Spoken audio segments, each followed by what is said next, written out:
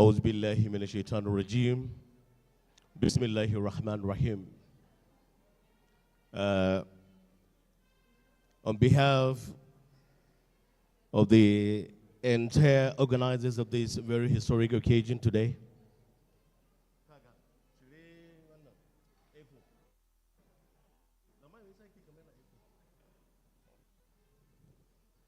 may I on this great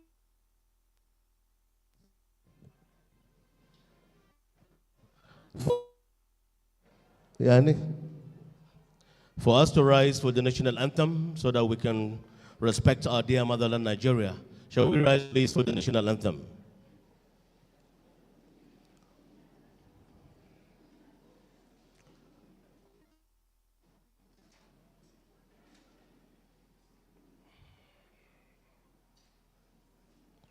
Thank you very much. The national anthem, please.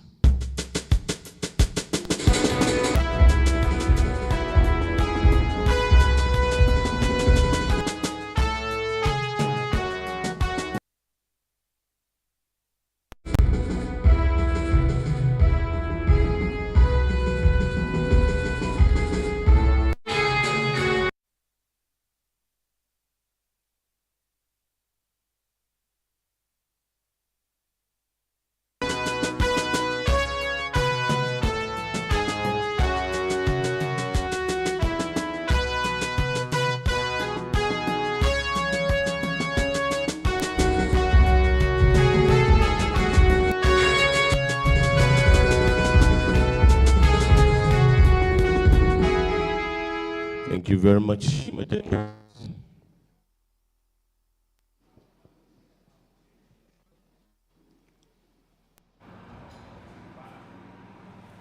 Having respected our dear Nigeria, may I quickly to invite Megirma Alhaji Bashir Hanga to seek blessings of Almighty Allah for us as He opens with a prayer. Rankadede, please. Alhaji Bashir.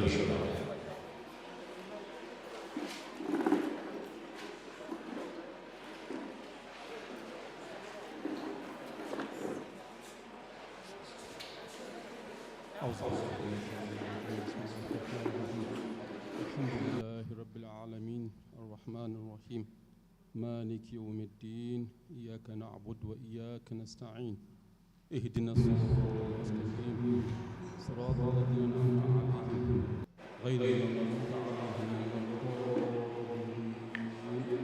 ربنا لا تؤاخذنا إن نسينا ربنا لا تحملنا ما ليس لنا به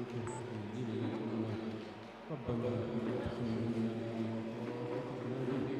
واعف عنا واغفر لنا وارحمنا أنت مولانا فانصرنا على القوم الكافرين. اللهم صل على محمد وآل محمد كما صليت على إبراهيم وعلى آل إبراهيم وبارك على محمد وآل محمد كما باركت على إبراهيم وعلى آل إبراهيم في العالمين إنك حميد مجيد.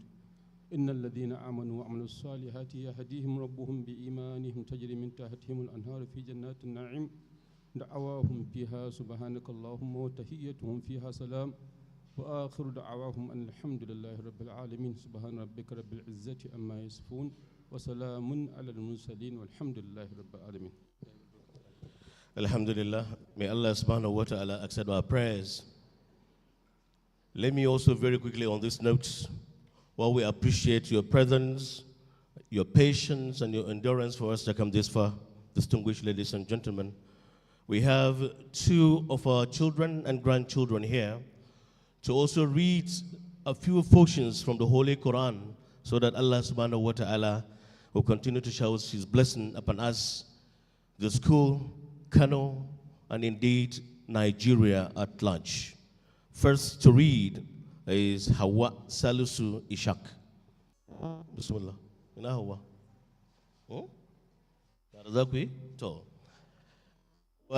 And Fadila Al-Hadi.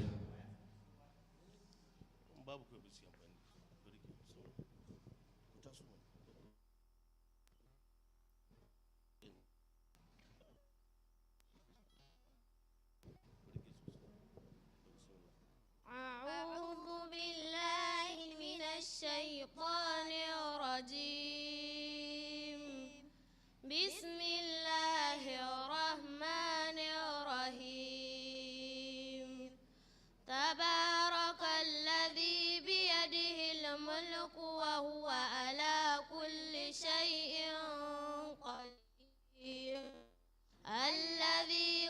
خلق الموت والحياة ليبلوكم أيكم أحسن عملا وهو العزيز الغفور.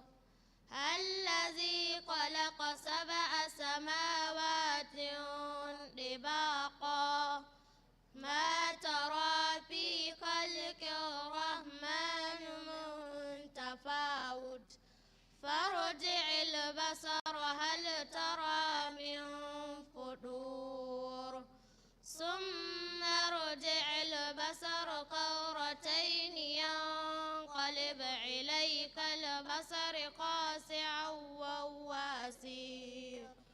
ولقد زينا السماء الدنيا بمصابيح وجعلناها هجوما للشياطين وأعتدنا لهم عذاب الصعير. وللذين كفروا بربهم عذاب جهنم وبئس المصير.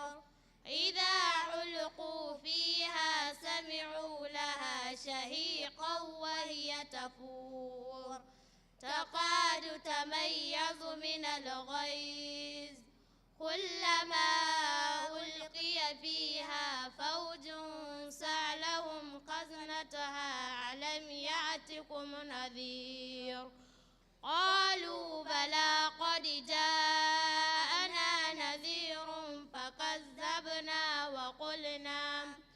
فكذبنا وقلنا ما نزل الله من شيء إن أنتم إلا في ضلال كبير.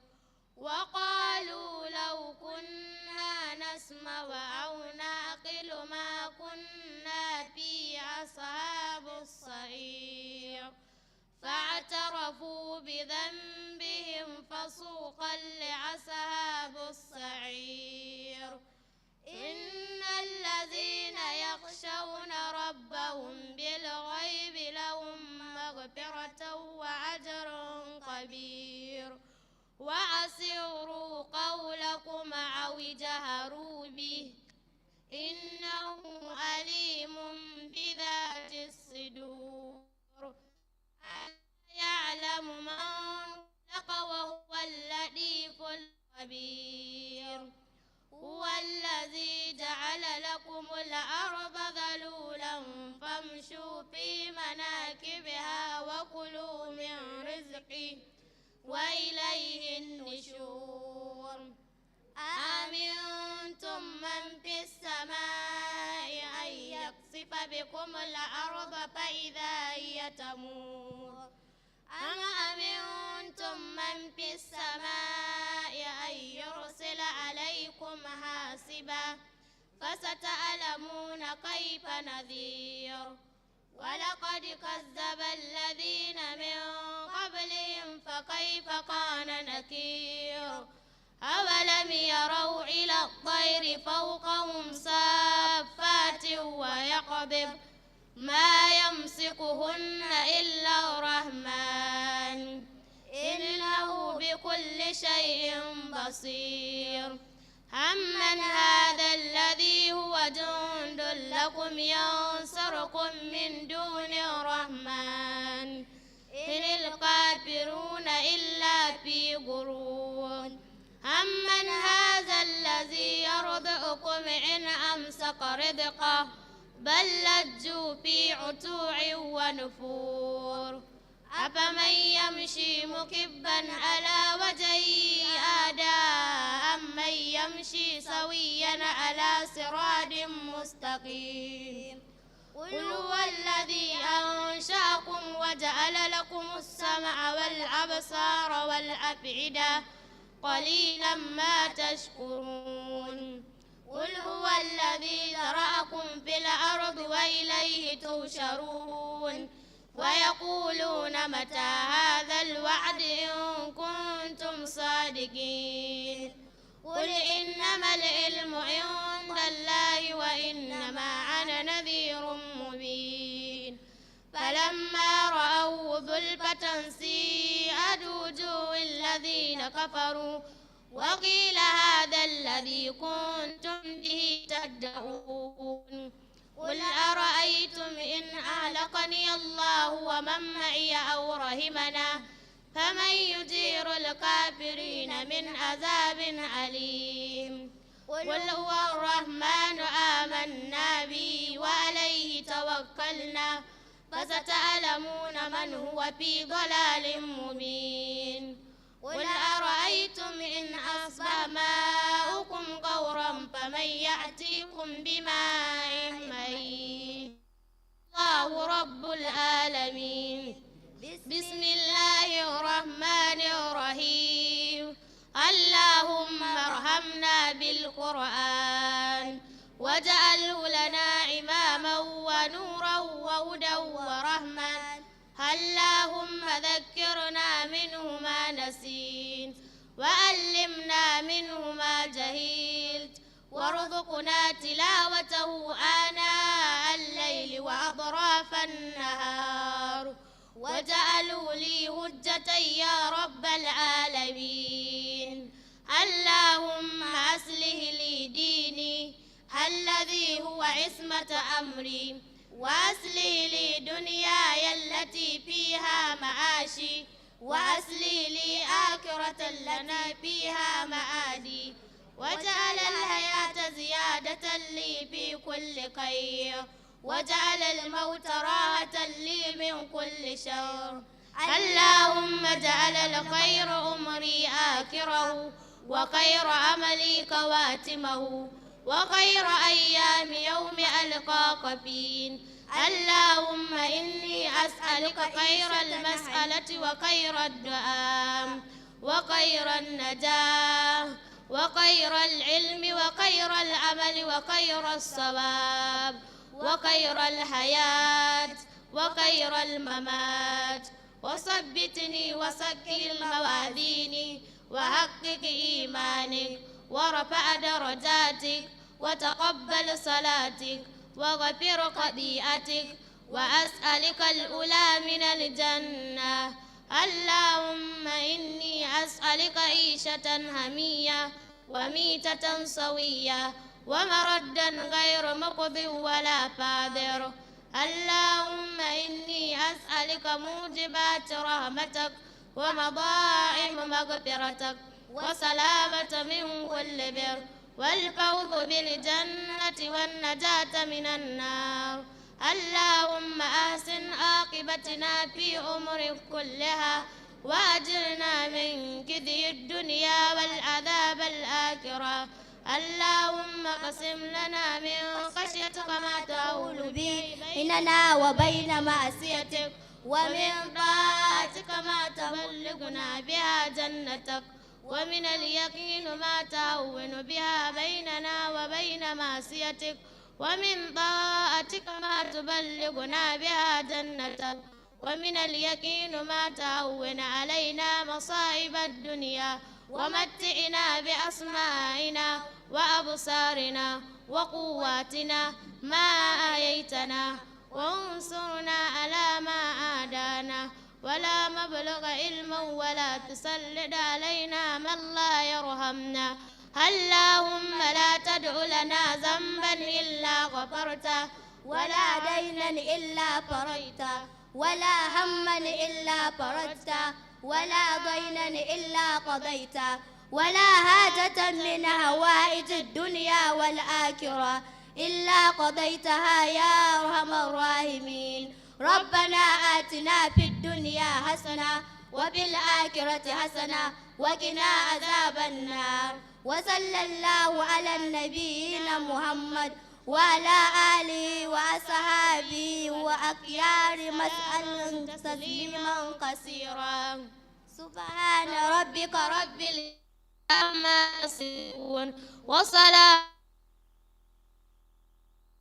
الحمد لله رب العالمين. التكبير التكبير التكبير Can we give them another round of applause, please, to appreciate them the more? A round of applause, please, for them.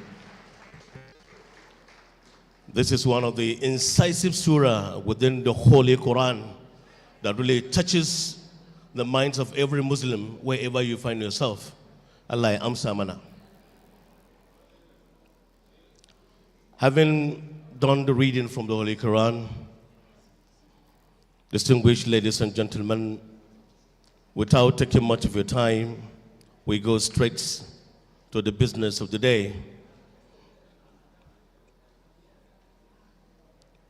Your Excellency, the Executive Governor of Kano State, Abba Kabir Yusuf, in absentia,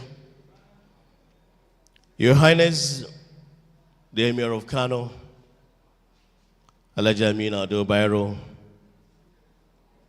ably as informed to be represented by my Girma Sarkin Dawakin Zakar Gida, Alhaji Lamido Sunusu Bayero, the district head of Dala, Your Highness the Emir of Bichi, Alhaji Dr. Nasru Ado Bayero, ably to be represented this fateful day by my Girma Fagachim Bichi, Alhaji Muhammad Haruna, my guarantee,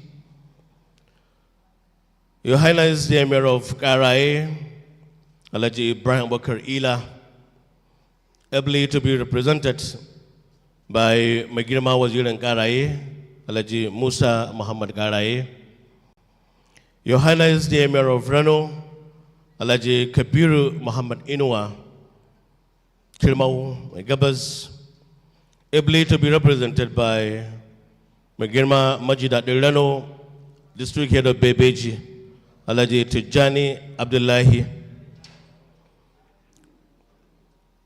Alhaji Jan Abdullahi,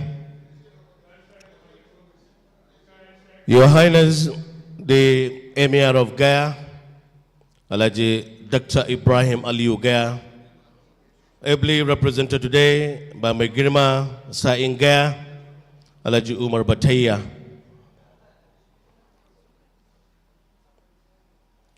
Our role model, our father, our grandfather, a man who has championed the cause of business and businesses across Nigeria and beyond, a man of humility, a father who always believed in the dictates of Allah subhanahu wa ta'ala and human emancipation, a business mogul of our time who has never been tired, a committed member of the society, a father that we're always proud to be associated with. Allah ya kara lafiya, Allah ya ja da kwana, Allah ya kare wa ahalin wannan gida albarka dan alfarma sayyidina Rasulullahi sallallahu alaihi wasallam. A one-time commissioner that done so much to the good people of Kano, a politician by extension, and indeed a man of honor, Alhaji Dr. Aminu Alasan Antata, who is today the chairman of DOGAA, and indeed patron, that we are proud of him. Distinguished ladies and gentlemen, Magirma, Chairman, Board of Trustees, a respected son from a respected family of a household name in business across Nigeria and beyond, the Antata family. A man that always believed in the truthfulness of his father. As he took after him, we always appreciate his presence in an occasion of this nature. A man who is tested and trusted out of the entire family of the Nantata, Magirma Alhaji Tajuddin Aminu Nantata. Please a round of applause for him. The national president of this association, DOGAA, that we are quite proud, a woman of our time, a mother quite respected, a woman that has done so much within her federal constituency, Lere in Kaduna State, someone who has shown an exemplary leadership from the time she assumed as the leader of this great association, DOGGA, a woman that was at one time advisor, and indeed a woman whom out of sheer humanity create a foundation called Women and Youth Development Center. Today, we are proud that this occasion is under her leadership is coming on board. Honorable Saadatu Sani. The entire Board of Trustees who are here present, the entire DOGGA National Executives who are here with us, the entire beloved and respected family of our father and grandfather, a household name in Kano, Nigeria, and beyond, the entire family who are here with us. We are proud of you. We want to say thank you and thank you and thank you for always rallying humanity across Kano, Nigeria, and beyond. Other esteemed guests and entire members of the business committee who are here with us, the entire members of DOGGA, our grandchildren and children who are here, other esteemed guests from far and wide, distinguished ladies and gentlemen, members of the press, I say Assalamu alaikum wa rahmatullahi ta'ala wa barakatuh. Today, Thursday, the first in the lunar Islamic calendar, month of Jumada Akhir, 1445 after Hijrah of the Prophet of Islam, Muhammad sallallahu alayhi ta'ala alayhi wasallam, bring us to where we always feel that when a historic occasion occurs in historic environments, it eventuates into a super history. This hypothesis gains credence in view of the fact that today we have gathered to champion a cause that has been put together by the entire love, passion that we have of our grandfather, a father who believed in championing humanity, more especially when it comes to Western and Quranic education. Today, the foundation laying ceremony of a Skills Acquisition Center and DOGGA Secretariats will continue to remain not only in the hearts of the students of this citadel of learning, but the entire good people of Kano and Nigeria at large. Distinguished ladies and gentlemen, while we appreciate your presence, while we say a word of welcome to all of you, let me, without much ado, to invite the man who has been saddled with responsibility to officially welcome all of us on behalf of the entire membership of DOGGA here today. Distinguished ladies and gentlemen, the person in question is none other than that very hard-working young man, well respected as ordained by Allah subhanahu wa ta'ala within the shores of the family of the Entatas, a man who has done so much just like his father and grandfathers. Please put it up for the chairman, Board of Trustees, Alhaji Tajuddin Aminu Antata, to officially welcome all of us. Ranke Dede, sir.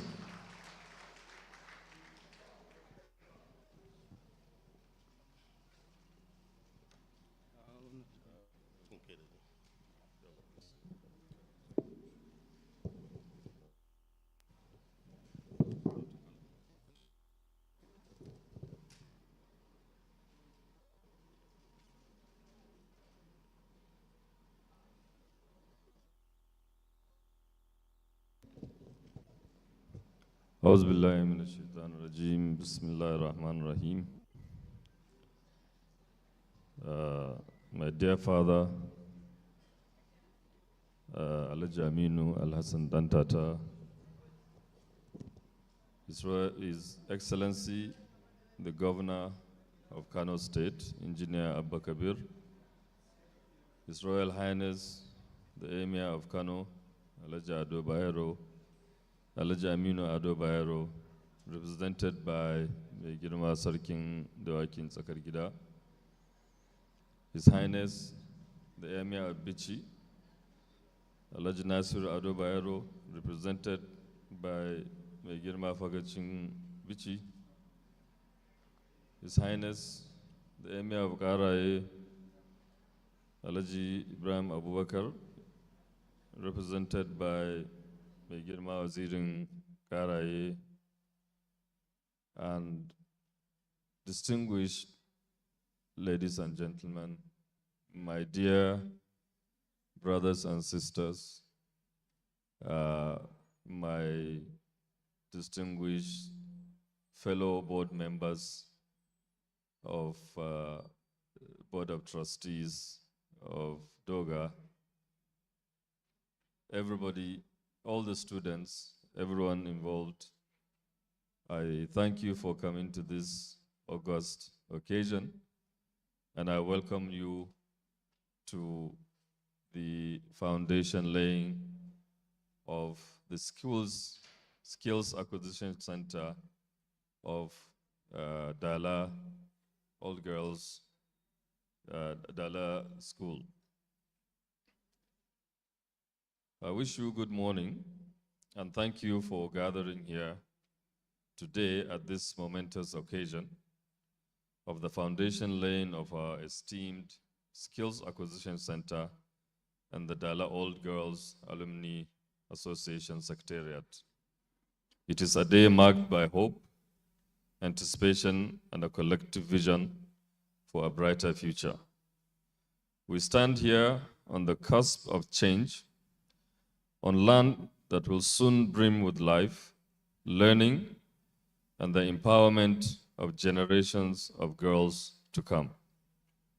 This center represents not only just a building, but a beacon of hope and opportunity for our community. First, I would like to express my deepest gratitude to everyone who made this day possible, especially our father, Alhaji Aminu Alasan Dantata. From the planners and the architects to the donors and volunteers, the able national president of DOGAA and members of our committee, my fellow board of trustees members, your contributions have been the cornerstone of this endeavor. The Skills Acquisition Center is not just a facility, it is a dream in the making. It aims to bridge gaps, unlock potential, and provide a pathway for individuals to forge their futures with skill, dignity, and confidence. Here, we will offer a range of programs that will cater to diverse interests and aptitudes, ensuring that every individual has the opportunity to learn, grow, and thrive. In parallel, the Dala All Girls Alumni Association Secretariat stands as a testament to the enduring spirit of our alumni. This secretariat will be more than just an administrative hub. It will be a home for memories, a place for rekindling old friendships, and a venue for creating new connections. It is here where past experiences meet future aspirations, creating a legacy that will inspire for years to come. As we lay this foundation today, we are planting the seeds of progress and development. This act is a promise to our children, to our community, and to ourselves. We are building more than structures, we are building the future. In the coming months, as these buildings take shape, let us also shape our commitment to the ideals they represent. Let us work together to foster an environment of learning, support, and community spirit. Let every brick laid be a reminder of our shared responsibility to uplift and empower. In closing, I invite each one of you to join us in this journey. Your support, your ideas, and your participation, especially your financial support, are what will make this dream a vivid reality. Together, let us build not just for today, but for a future where everyone has the opportunity to learn, grow, and succeed. Thank you very much, and I grant you.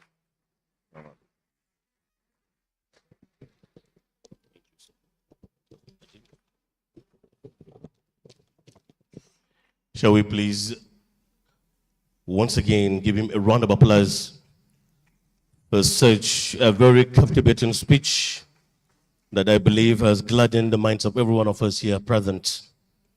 I want to affirm that the entire DOGGAs who are here, they are indeed quite respected mothers and Amazons who has championed the cause of education and the cause of humanity in different facets of life, because among them we have ministers, we have members of the House of Representatives, we have commissioners, we have directors, we have director generals, we have so many key positions within the positions that we may have in administration across wherever we find ourselves. For this feat for the entire DOGGAs, can we please give them a round of applause? Let's appreciate the entire DOGGAs, please. They have demonstrated that confidence reposed in them by their various principles from the start of DALA up to this very day, that the entire national body decided to organize this very epoch-making occasion. While we appreciate them, as I said, we don't want to bore you much. This called for a moment where we shall also lend our ears to a mother quite respected, to a champion who has done so much, as rightly pointed out before now, a one-time advisor, former member House of Representatives from 2007 to 2011, with a lot of achievement recorded within Kaduna and in their catchment of Lere in Kaduna State. Distinguished ladies and gentlemen, the person in question is none other than the national president of this noble association, in person of our Honorable Saudatu Sani, to please come and share with us the joy we're appreciating today out of sheer commitment, out of love and passion that they have for their standard of learning, the DALA August associations here. Thank you very much. أعوذ بالله السميع العليم من الشيطان الرجيم بسم الله الرحمن الرحيم. Our father, Alhaji Aminu Alasan Antata, Your Royal Highnesses, members of the business community, our chairman BOT and other members of the Board of Trustees, our National Exco, our members, families of Alhaji Aminu Alasan Antata, from his own wife and children to his grandchildren, Assalamu alaikum wa rahmatullah wa barakatuh. I think the chairman of the Board of Trustees have said it all. But I think as an old student, I would like to just remind us, those of us that went to school from 1960s to now, know what it is to be in a good school. We knew what it is to be in a favorable environment for learning. We knew what it is to have good teachers. We knew what it is to sit in a classroom and receive education. Through the years, the DALA GGC we knew as a school where when we go out, people look at us. They look at the way we dress. They look at the way we walk. Not because we do it in a stylish way, but we have good manners and academic performance. We go out with grace. A student from DALA works with her head, with her shoulder high, because we have acquired good quality education. There was a time that throughout the 19 northern states, all the attorney generals of the states are from GGC Dala. We had ministers that performed. We didn't just have ministers, we have ministers that performed. If you see a Dala minister, you know she's a Dala minister. We have ministers now that cannot speak proper English, I'm sorry to say. But we are proud. Everywhere you put students of GGC Dala, we are proud to stand out and do the right thing. Through the years, this institution became dilapidated through neglect of government, through neglect of communities. Government refused to fund education. Government allowed our hostels to look like dungeons, like prisons. Government allowed our classrooms to look like rat chamber. I would like to carry us through this beautiful program. Please open page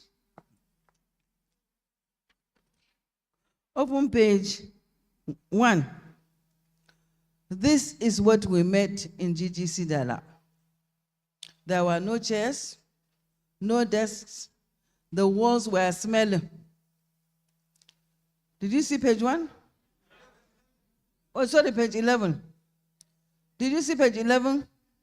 This was the class of GGC Dala, a school that stood out high in terms of quality. When we saw this, I cried.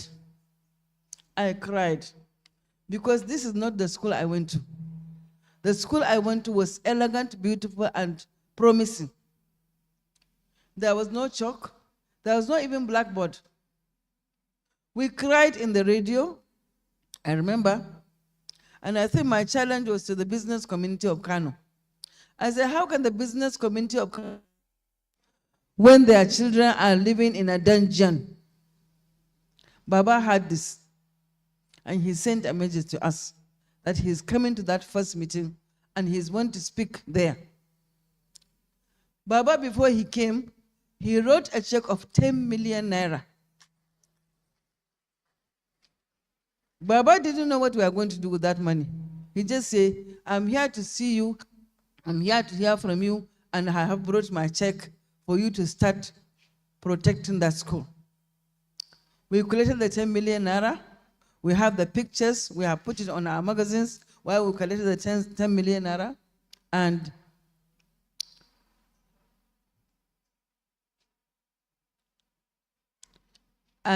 we went and invited our architect, an architect that refused to collect money from young indigent students. He said whatever he's going to give to GGC Dala is going to be free.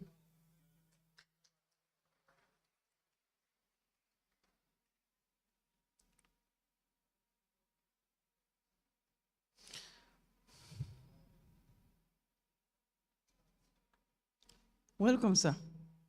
It's going to be free. We came in, we look at the building, we say, where do we start? Architect Ibrahim Haruna said he will do this consultancy free. He engaged his office, and from that money, we were able to fix 44 classrooms in GGC Dala. 44. Can you please look at page 12? Page 12. 44 classrooms were renovated with that money which Baba gave us. Then, as we continued, we asked Architect Ibrahim Haruna to please find out how much it is going to cost to fix the school, because we didn't have toilets. Children were defecating all over the school. In fact, when they defecate, it became so much that they throw the feces in the orthopedic hospital. And there was a letter from us that they are tired of this human manure. It is enough. We went to Baba again.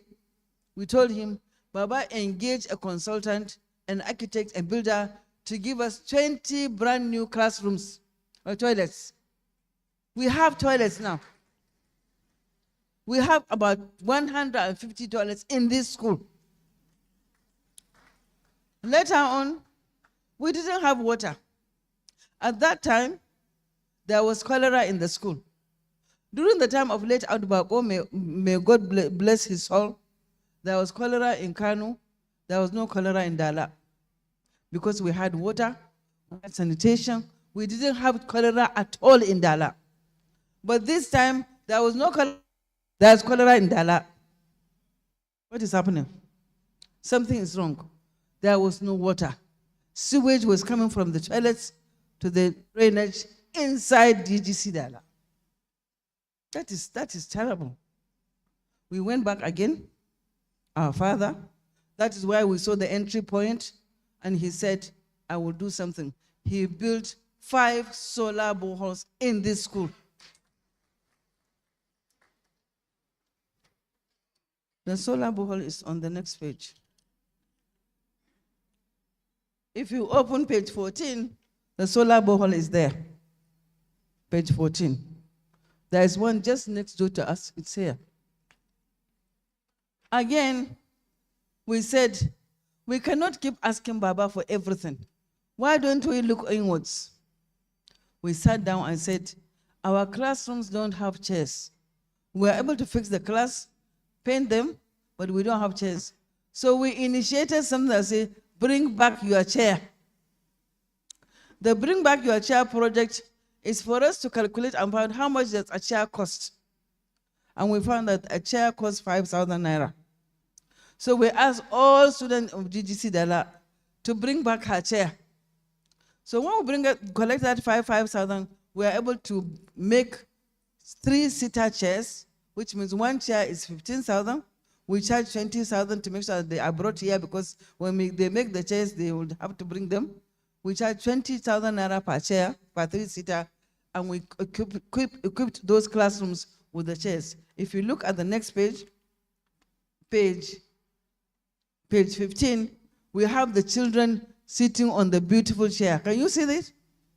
Page 15. Sitting on those beautiful chairs.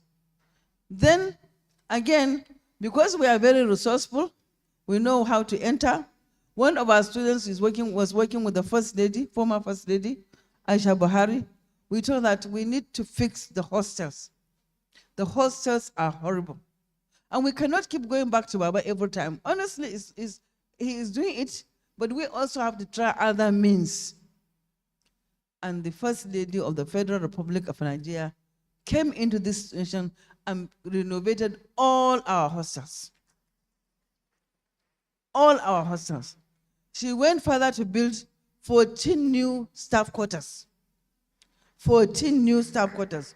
We have the newly staff quarters on page 13. You see down, renovated classroom by SDGs Abuja, and top is part of our renovation. We have the new classrooms that are looking like brownish or pinkish. These are the new hostels, staff quarters that SDG built. Well, again, you know, if it is easy to spoil something but difficult to fix it. When we sat and looked at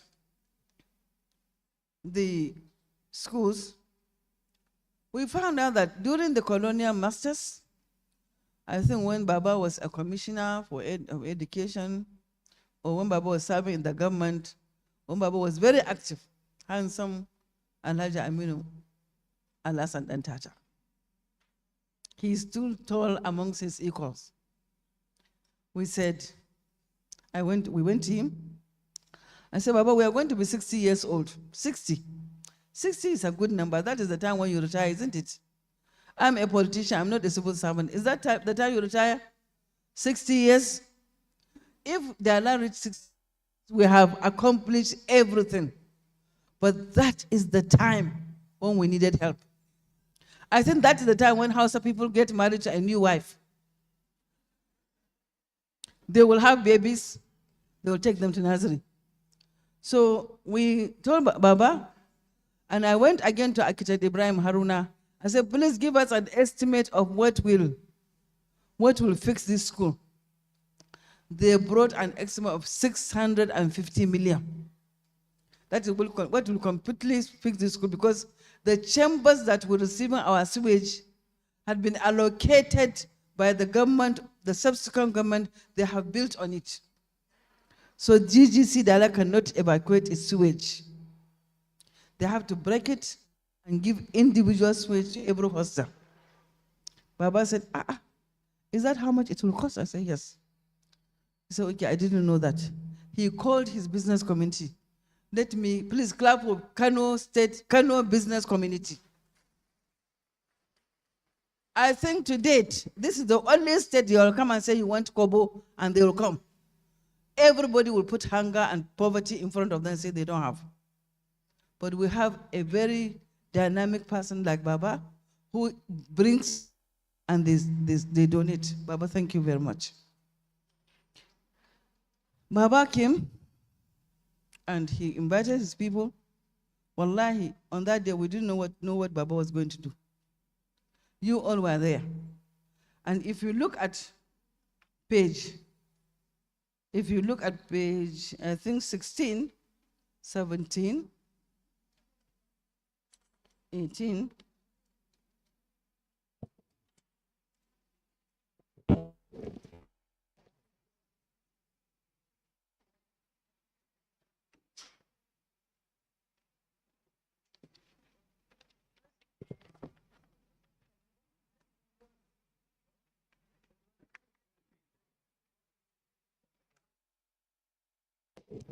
hello? On page 19, we have the list of donors that donated to that project. On the 1st of April 2020, we invited people. Baba donated, and his associate, 160 million. Baba alone gave us 100 million. Everyone that has given their money, their name is here. Today, that money is what we are going to use to build the Dala All Girls Alumni Skills Acquisition Center and DOGGA Secretariat. We have not touched that money. It's in our bank. We only touch it when we want to give the 30% to the contractor and some for the consultant. Today, we are using that money to build this secretariat. We believe in transparency and this is what will happen. Baba, before I move, when we build this beautiful edifice, when we fix the hostels and fix the classrooms, we have one big challenge. Young children from the community are jumping the fence to come in and steal our fans and remove the submersible pump. I've been going up and down the police. This time I want to commend the principal. She has been reporting coming in. But the one that we need to solve is to raise the wall. If we raise the wall, nobody and our things are protected. So we have asked again to get an estimate of how much it will cost to make this wall. We have money for the secretariat, we have money to furnish it, but we don't have money to protect it. We are Shylock, Baba. We don't have money to protect it. We need to protect our building. We cannot build for the thieves. Baba, I'm going to hand over. I know you have many people that are supporting. Build this wall for.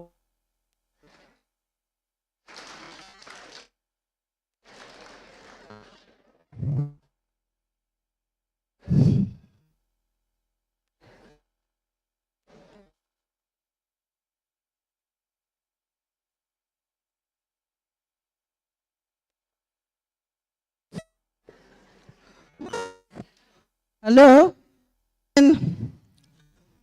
Madam, we were able to organize iftar for our students, Baba. Our children, if you bring one slice of meat, you have done well for them. So we sat and said, we are always eating meat. In fact, now doctors have asked us not to eat meat because it will not be good for us. But these children, they need meat. So we decided on our own. We made the chairman board of trustees and members board of trustees. I said, Chairman, this is your project.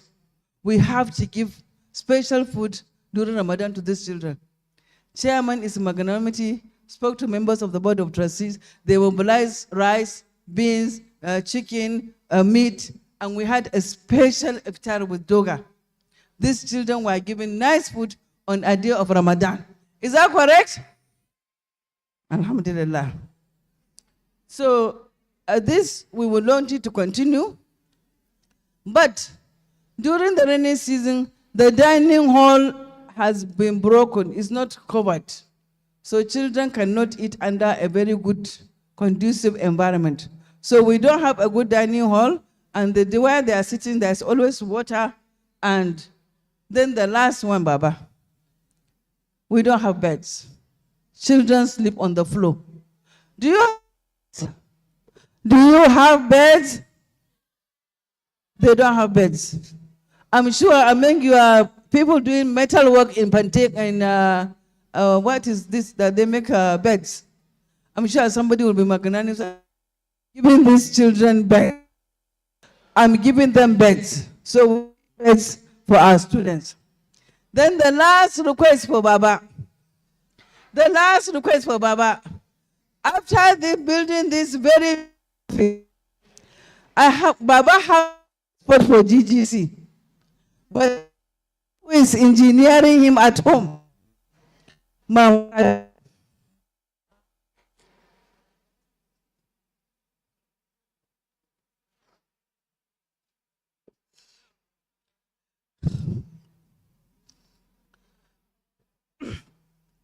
Anytime I go to see Baba, she takes me into her bedroom and I wait for him. She facilitated DOGGA in the heart of Baba.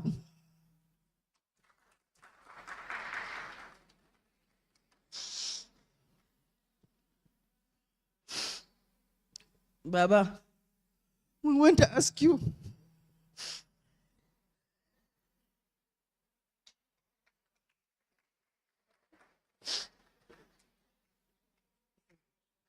we want to name this center after Hajia Rabi Aminu Alasan Tata. This center, after construction, will be known as Rabi Tajuddin Aminu Tata. Baba, do I have your yes? Baba said yes. This is Rabi Tajuddin Aminu Tata. This is what we are going to build. Thank you very much.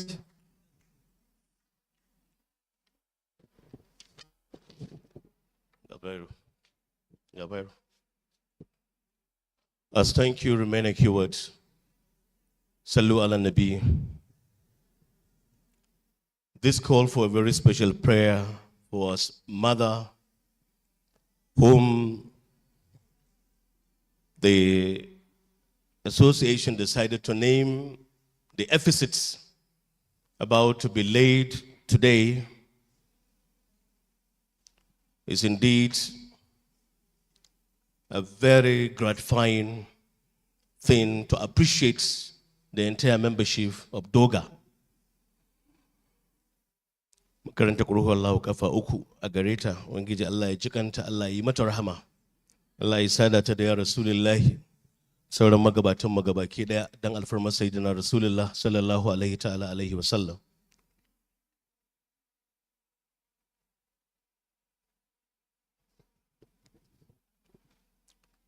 Magara karanta Fatiha da Alumni Association ga ainihin shi kakanmu, babanmu, abin alfaharinmu a kodayaushe a wannan wuri, wanda mun yi imani a kodayaushe babu abin da yake so ya gani a rayuwarsa illa ifaranta wa ɗan adam. Ko ba komai yana koyi da kyakkyawan hadisi na manzo sallallahu alaihi wasallam na la yu'minu ahadukum hatta yuhibbu akhi ma yuhibbu li nafsihi. Karanta Fatiha da Alumni Association a gare shi.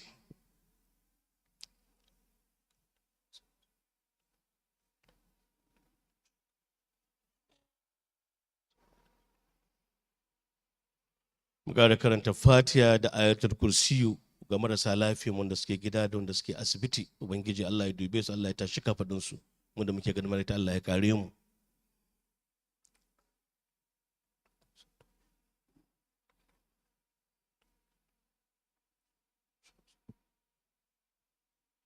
ubangiji Allah ya ji kan hajiya, Allah ya ji kanta, Allah ya ji kanta, Allah ya yi mata rahama, Allah ya sada ta da rasulullahi. Baban makakanmu ubangiji Allah ya kare shi da lafiya, Allah ya kare shi da lafiya. Sauran magabatanmu ubangiji Allah ya ji kansu, Allah ya sada su da rasulullahi. A wannan wuri mun riga mun san irin yadda dangantakar shi wannan baba namu kun ga kanmu suke da mai martaba san Kano, Alhaji Ado Bayero. Ubangiji Allah ya ji kansa, Allah ya ji kansa, amininsa ne wanda a koda yaushe suke tare, duk abin da ita so na alkhairi tare suke yi. Ba zan manta ba a lokacin da Janar Sani Abacha yake shugaban kasa an samu tsaiko na aikin haji, aka ce 'yan Najeriya ba za su je aikin haji ba. A wannan lokaci mai girma, a wannan lokaci shi Janar Sani Abacha ya ga dacewar mai mataba san Kano Alhaji Ado Abdullahi Bayero da shi kakanmu Alhaji Aminu Alhassan ɗan tata, ya ce ku ne waɗanda muka aminta za ku ƙara fito da darajarmu da mutuncinmu a wannan ƙasa ta Saudiya ga halin da muka samu kanmu. Allah cikin hukuncinsa suka karɓi wannan wakilci, suka je kuma daga zuwa suka zauna aka tattauna da su, take aka ba da wannan dama na cewa an sahalewa al'ummar Najeriya da su aikin hajji a wannan lokaci. Yau idan muka dubi shi mai girma nan kakanmu kuma babanmu a koda yaushe, duk wani abu da ya taso a jihar Kano kowane iri ne, inda yana alkhairi ne, shi ne a gaba, ya yi da dukiyarsa, ya yi da duk iyakacin connections da ke san yana da su a rayuwa. Yau gashi yana raye a wannan wuri, kamar yadda ita hajiya ta riga faɗa ga irin abubuwa da ya rika yi. Yau sai ta zama wani abu da wani bature Oliver Twist yake cewa da ka ba shi kaza zai dan juma ce kai da ma kuma an ƙara yin kaza, da ma kaza an ƙara yi. To amma daga yadda nake ganin fuskar wannan kaka namu kuma mahaifi namu, cewa yake a cikin zuciyarsa, Allah ka bani ikon abin da take roƙa na yi domin na faranta waɗannan 'ya'ya da jikoki nawa. Ubangiji Allah ya ƙara tabbatar da haka dan alfarma sayyidina rasulullahi sallallahu alaihi wasallam. Rabbana atina fid dunya hasanatan wa qina adhaban nar. Rabbana la tuzigh qulubana ba'da idh hadaytana wa hab lana min ladunka rahma innaka antal wahhab. Wa sallallahu ala rasulil karim kalki Muhammadin wa ala alihi wa sahbihi ajma'in. Wa ma arsalnaka illa rahmatul alamin. Man yuti rasula faqad ata Allah. Inna arsalnaka bi halqil basiran wa naziran. Allahumma inni as'aluka bi anni ashhadu annaka la ilaha illa anta al-ahadu samadu allazi lam yalid wa lam yulad wa lam yakul lahu kufuwan ahad. La ilaha illa Allah sayyidina maulana Muhammadur Rasulullahi sallallahu alaihi wasallam. Allah ya ji gan hajiya, Allah ya ƙara masa lafiya, Allah ya inganta rayuwarsa, Allah ya ƙara kyautata bayansa dan alfarma sayyidina Rasulullahi. Having said a fervent prayer for our mother and our grandfather and our father and other distinguished eminent personalities that have departed across Kano and Nigeria, distinguished ladies and gentlemen, coming back to what we have at hand on this program, it is a privilege on my part to acknowledge the presence of the representative, most of the times on an occasion of this nature, whenever we don't have His Highness, the Emir of Kano, Alhaji Aminu Ado Bayero, who always represents His Eminence, the Sultan of Sokoto. We used to have Magirma Dandarman Sokoto, Alhaji Mustafa Garba, wearing that cap in his absence. So please let us recognize Alhaji Mustafa Garba at the Madam Sokoto. Please, a round of applause for him as we welcome him. Having said this, may I also on this note invite that son of the soil, that very respectful, dogged, hard work, man of the people, very kind and generous, just like his father. His father's needs are always so good, like his own personal needs. In appreciation to what his father and grandfather has been doing to the good people of Kano and Nigeria at large, distinguished ladies and gentlemen, may I once again invite the Chairman Board of Trustees, Alhaji Tajuddin Nantata, to come and formally invite our father, our grandfather, to share the joy of this monumental, how he feels and what can he say to minds as usual. A wannan gabar kamar yadda na ga faɗa cikin harshen Turanci, ina mai gayyatar tsakaninmu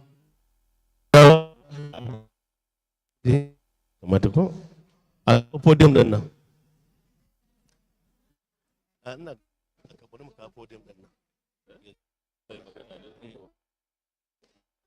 Ana gani a talabishin. sai ya zama a zaune za ka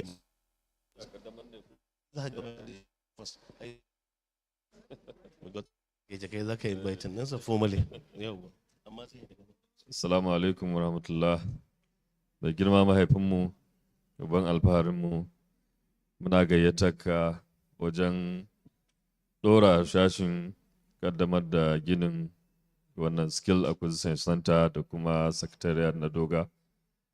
Muna fatan za ka yi mana addu'a da fatan alheri, kuma muna gayyata ka wajen kaddamarwa.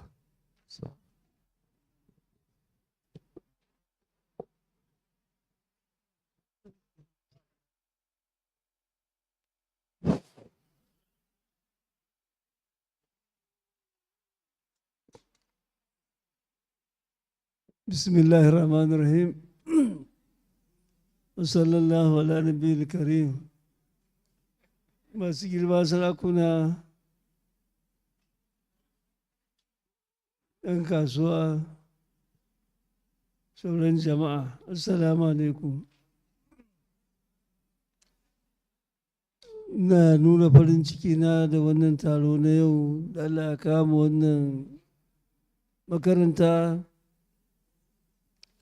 da GGC dala.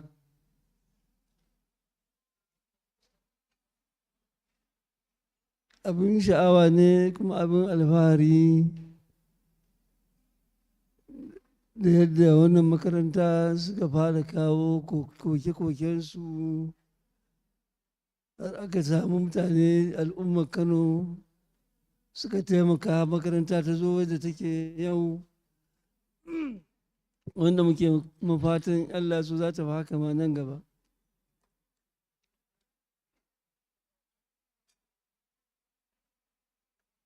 Abin da ni nake fatan ba wannan makaranta kaɗai ba, duk makarantun da suke Kano, Allah ya so, da jama'ar Kano, da 'yan kasuwa, da 'yan siyasar Kano, da malamai, da sarakuna, za mu ci gaba da bunƙasa su yadda za su zama makarantu sosai na addini da na zamanin ilimi da na tarbiyya. Allah kuma ya ba mu ikon taimakawa, kuma Allah ya ba mu ikon mu ci nasara a kansa. Na nuna matuƙar godiya ta da duk wanda mutane da suka samu zuwa yau nan, da wanda sun yi niyya ba su samu zuwa ba su zo ba. Na gode al'umma, kuma ina fatan Allah ya daɗa ba mu zama lafiya da rayuwa mai kyau ta mutunci a wannan gari namu.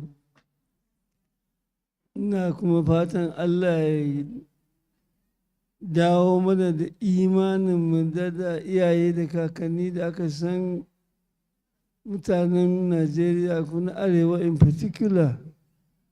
Allah ya sa mu koma da imaninmu, Allah ya dawo mana da imaninmu, ya ba mu ikon kuma tafiyar da shi.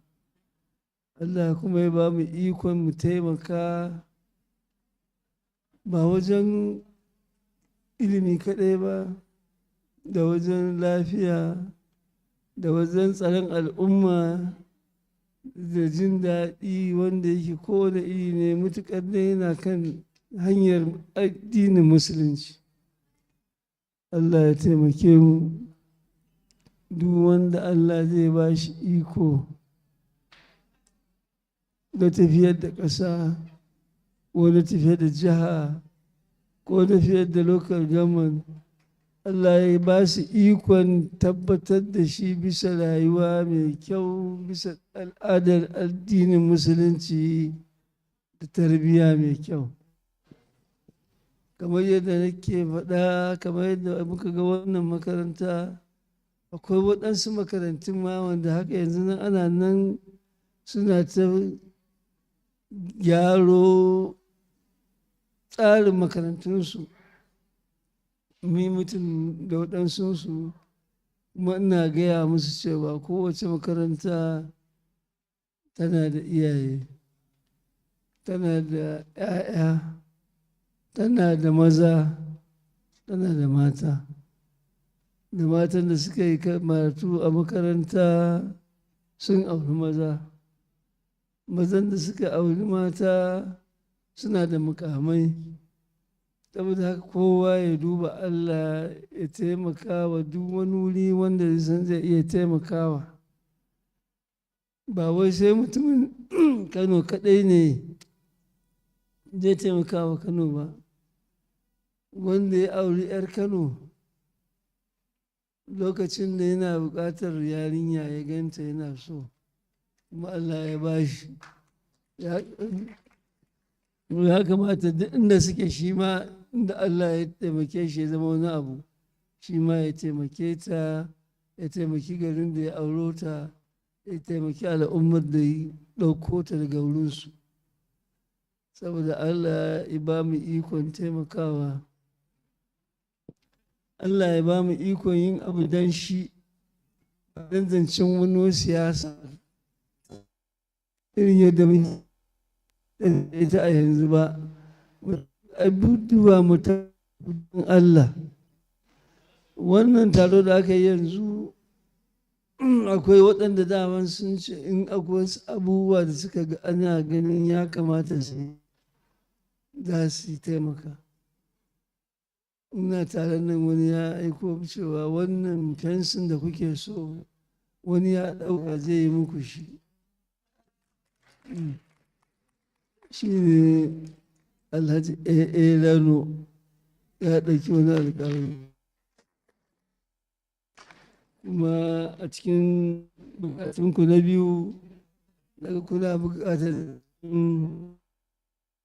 je na makaranta, su kuma Allah ya so akwai wanda suka wanda wasu abubuwa za a tattauna da su nan gaba za a yi muku insha Allah.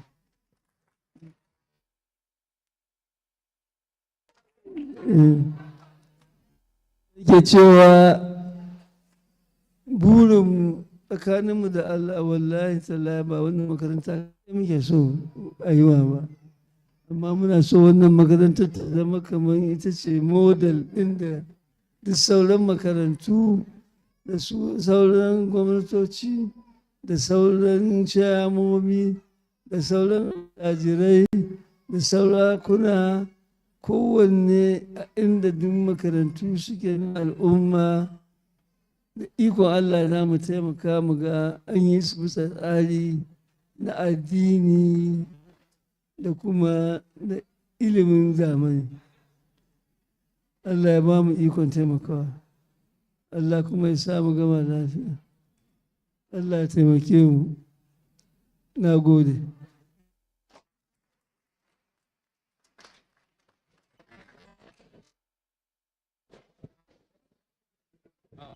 Can we please give our grandfather and father a standing? Can we give him a standing ovation? Let's ovation, please. Applause. Please.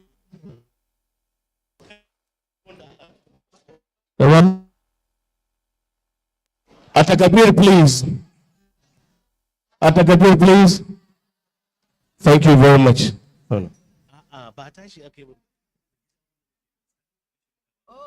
You may take your seat, please. Thank you. You may take your seat. Yes, yes, you may take your seat. We are just close to moving to the laying foundation.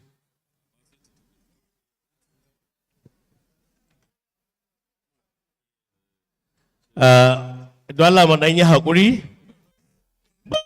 Shi da muka yi da daraja shi da mutunta shi kamar yadda akan yi a bukukuwa makamantan wannan with a resounding standing ovation. Mun ji irin abubuwan da duk ya faɗa. We have heard him so well. He started by appreciating Allah subhanahu wa ta'ala, and then he said it's a thing of joy and pride to be in the midst of all of us here. Baba, who is our grandfather and a father, appreciates what he is seeing today, and also promised that he will do all the needful to ensure that government and the entire members of business communities and those who believe in the spirit of putting a smile on the faces of people across Kano and Nigeria at large, they will do the needful as well. Baba also said that by Allah's grace, all the requests being made by the national president will be condoned, inshallah. And not only that, our father and our grandfather says, no matter what, whatever Allah has given you as a person, be it money, position, always think on how best you can put a smile on the faces of humanity in a different direction, be it education, health, and so on and so forth. And Baba concluded with a prayer that Allah subhanahu wa ta'ala shall continue to strengthen all of us to do all the needful as part of corporate responsibility in putting the smiles of the downtrodden. Having said this, distinguished ladies and gentlemen, this call for a moment where we shall go for this commissioning and laying foundation ceremony. But before we do that, it is a privilege on my part to invite another distinguished mother in our midst who have been the vice president of this association to formally say a word of thank you to all of us. Please put your hands together for Hajia Maria Muhammad Sanusi. Thank you, Daddy. أعوذ بالله من الشيطان الرجيم بسم الله الرحمن الرحيم وصلى الله على النبي الكريم. Our elder, the respected elder, Alhaji Amin Lantata, Your Royal Highnesses, representatives of Your Royal Highnesses, Kano, Bichi, Gaya, Rano, and Karaye, the chairman and members of the Board of Trustees, the president and executive members of DOGGA. Assalamu alaikum wa rahmatullah. We thank the Almighty Allah for keeping all of us alive to witness this important occasion. Our thanks goes to Baba Alhaji Aminu for all he has done to GGC Dala. We don't have enough words to show our gratitude to Baba. The only thing we can do is to pray for Baba. May the Almighty Allah grant him Al-Jannatul Firdausi. And as a gesture of gratitude from all of us, I will please ask us to recite Hasbunallah wa ni'mal wakil 7 times for Baba. All of us, please, as a sign of gratitude. Hasbunallah wa ni'mal wakil. Hasbunallah wa ni'mal wakil. Hasbunallah wa ni'mal wakil. Hasbunallah wa ni'mal wakil. Hasbunallah wa ni'mal wakil. Hasbunallah wa ni'mal wakil. Hasbunallah wa ni'mal wakil. Alhamdulillah. Thank you, everyone, for gracing this occasion, and I wish everyone a safe journey back to our various destinations. Allah isaka da alkhairi Baba. Thank you, madalla, mun gode. Allah isaka da alkhairi. Assalamu alaikum. Thank you very much, Vice President. The Board of Trustees, please, can you be at the venue of the foundation? So, please, can you be there, Board of Trustees? DOGGA Exco, can you please join them? DOGGA Exco, can you please join them? We will appreciate that our colleagues, I've seen the PAMSEC Minister of Environment. Can you please join them? Baba is up. We will go there. And then after that, Baba will drive to the orchard. So bismillah. Ga babanmu nan kuma kakanmu. Alhaji Atakabir.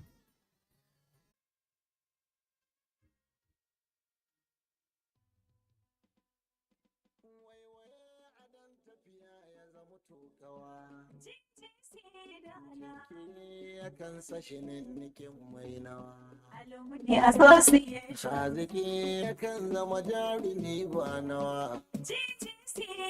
Jarumi yakan zama dusari da nawa. Alumni Association. Mai rabon ganin ba da ba shi jin tsartuwa. Dogaro ga Allah lamunin hauhawa. Alumni Association. Mai rabuwa ga Allah ba shi jin damuwa. Dan rawa.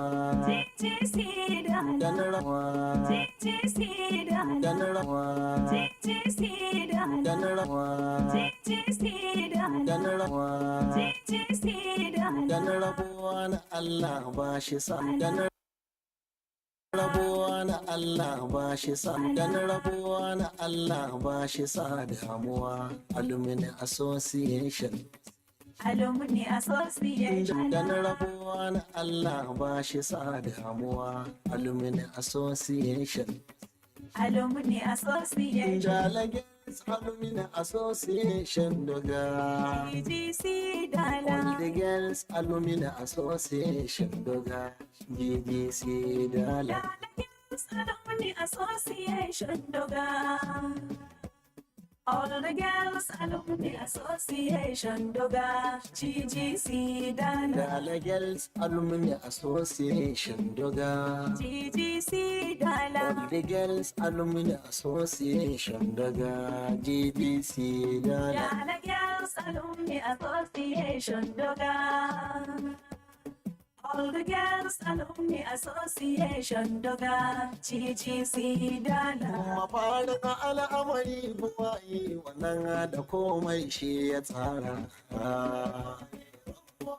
Buwayayyen sarki karimi mace Allah ta fara. Dukan lamari a gare ka yake mu ba su bi balle dabara. Duka yara da kai ba masu ja maka ba mai ya tsumi balle dabara. Rububiyar ka gwani saraki na jingine ka da ɗan basira. Wake Association. Alumni Association DOGGA. All the girls Alumni Association DOGGA. GGC dala. Gaman kafa da rububiya har uluhiya ta kaɗai ta Allah. Ubangijinmu abun nufa da bukatuwa da ibada Allah. Ubangijinmu abun kaɗaita da gaskiya Allahu Jalla.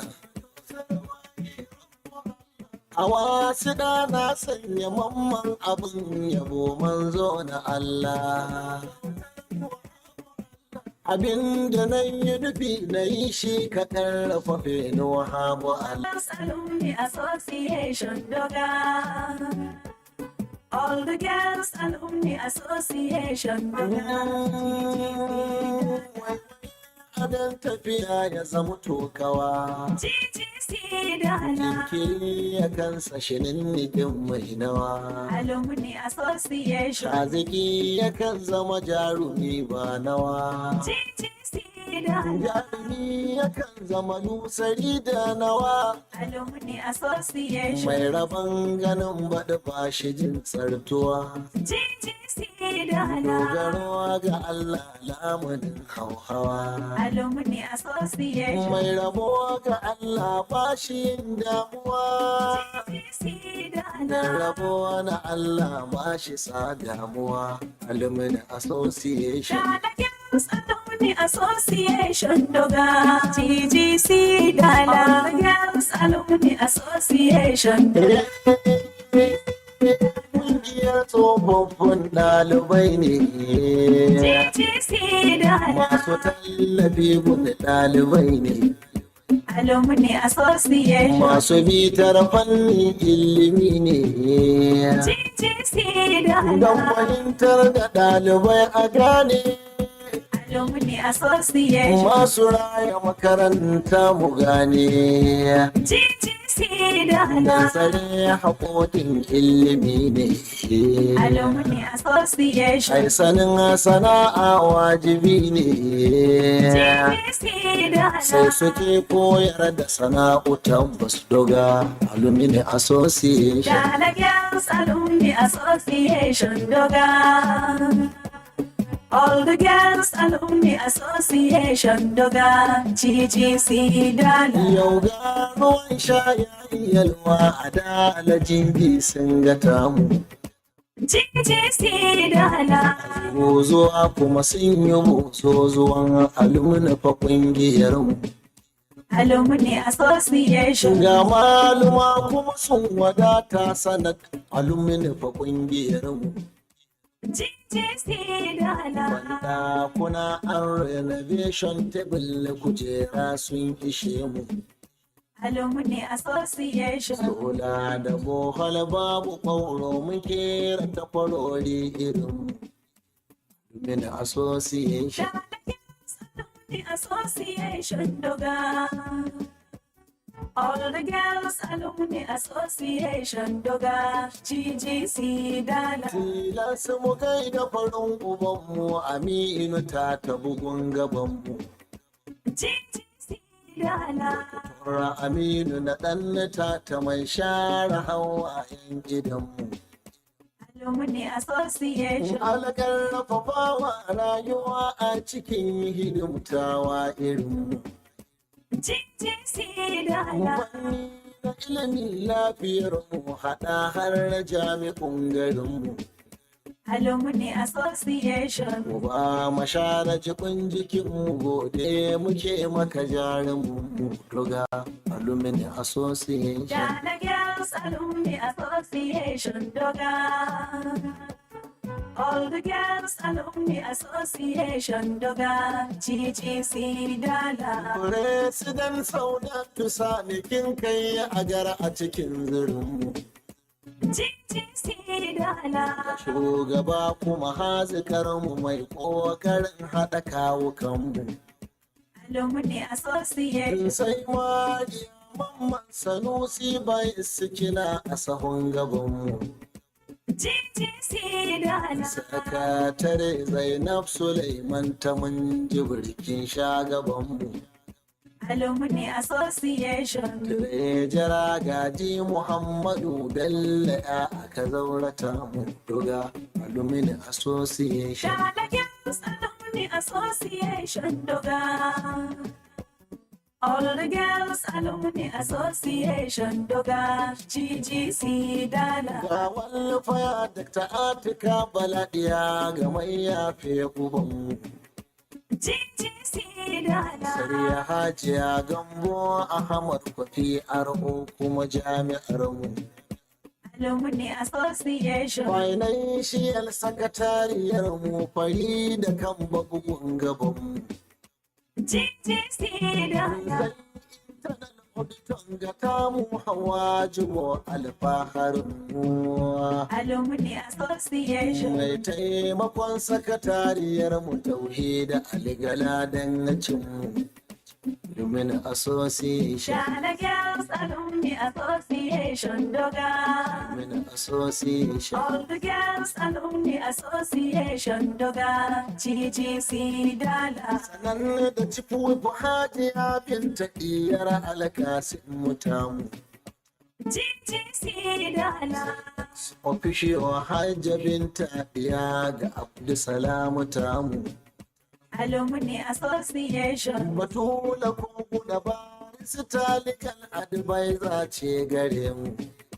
GGC dala. Ga board trustee na zano na dala olkins kungiyanmu. Alumni Association. Dalagals Alumni Association da yau ta zama makarfafarmu. Alumni Association. Ghana Girls Alumni Association DOGGA. All the girls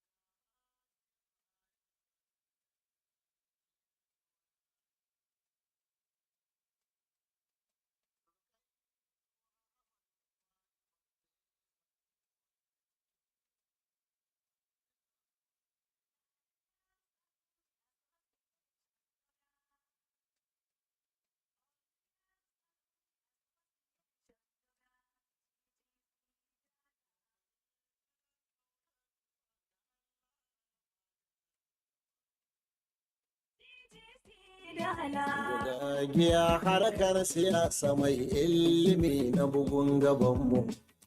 Alumni Association. Wa maba mama ka yaro mu bi ta jirgi na fitan mu.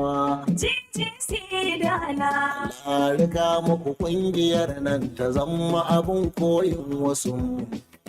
Alumni Association. Aminu ala ke yaba ku Allah ya karfafa lamarinmu. Alumni Association. Alumni Association DOGGA. All the girls Alumni Association DOGGA. GGC dala. Alumni Association. Dala Girls Alumni Association DOGGA. GGC dala. All the Girls Alumni Association DOGGA. GGC dala. Dala Girls Alumni Association DOGGA. All the girls Alumni Association DOGGA. GGC dala. Dala Girls Alumni Association DOGGA. GGC dala. All the Girls Alumni Association DOGGA. GGC dala. Dala Girls Alumni Association DOGGA. All the girls Alumni Association DOGGA. GGC dala.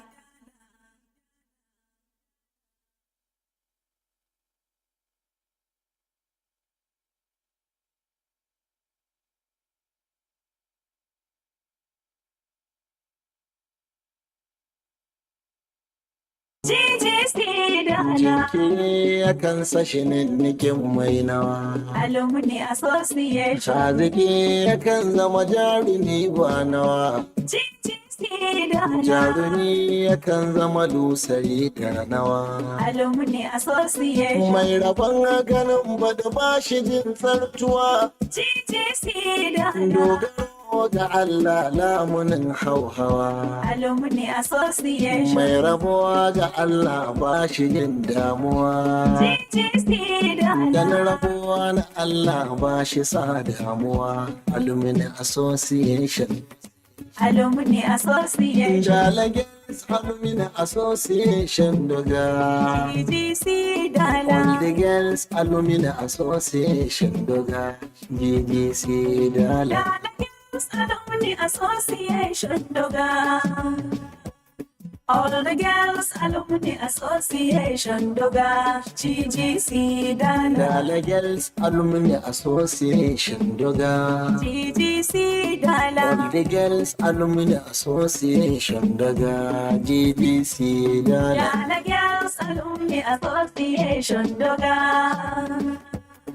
All the girls Alumni Association DOGGA. GGC dala. Mafarin al'amari buwaye wannan da komai shi ya tsara. Buwayayyen sarki karimi matambaci Allah ta fara. Dukan lamari a gare ka yake mu ba su ni balle dabara. Duka yara da kai ba masu ja maka ba mai ya tsumi balle dabara. Rububiyar ka gwani saraki na jingine ka da ɗan basira. Wake Association. Dala Girls Alumni Association DOGGA. All the girls Alumni Association DOGGA. GGC dala. Mun kafa da rububiya har uluhiya ta kaɗai da Allah. Ubangijinmu abun nufa da bukatuwa da ibada Allah. Ubangijinmu abun kaɗaita da gaskiya Allah jalla. A wasu na sanya mamman abin yabo manzo na Allah. Abin da na yi nufi na yi shi ka ƙarfafe ni wahabu Allah. Ya tabara Allah. Dala Girls Alumni Association DOGGA. All the girls Alumni Association DOGGA. Da dan tafiya ya zama tokawa. GGC dala. Jinkiri ya kansa shinin nufin mai nawa. Alumni Association. Haziki ya kan zama jarumi ba nawa. GGC dala. Jarumi ya kan zama lusari da nawa. Alumni Association. Mai rabon ganin baɗi ba shi jin tsartuwa. GGC dala. Dogaro ga Allah lamunin hauhawa. Alumni Association. Mai rabo ga Allah ba shi yin damuwa. GGC Da dala. rabo na Allah ba shi sa damuwa. Alumni Association. Dala Girls Alumni Association DOGGA. GGC dala. Girls Alumni Association. Ƙungiyar tsofaffin ɗalibai ne. GGC dala. Masu tallafi gun ɗalibai ne. Alumni Association. Masu bitar fannin ilimi ne. GGC Don dala. fahimtar da ɗalibai a gane. Alumni Association. Masu raya makaranta mu gane. GGC Don dala. tsare haƙoƙin ilimi ne. Alumni Association. Ai sanin sana'a wajibi ne. GGC Sai dala. suke koyar da sana'u tabbas DOGGA Alumni Association. Dala Girls Alumni Association DOGGA. One, two. Alumni Association DOGGA. GGC. Assalamu alaikum dogans. Dala class chairpersons ku zo ku karɓi na lunch don Allah. Class chairpersons gaskiya gobe ba zan fito gate ba. Kowa ya zo ya karɓi IB ɗinsa na gobe. Kuna an renovation table kujera sun ishe.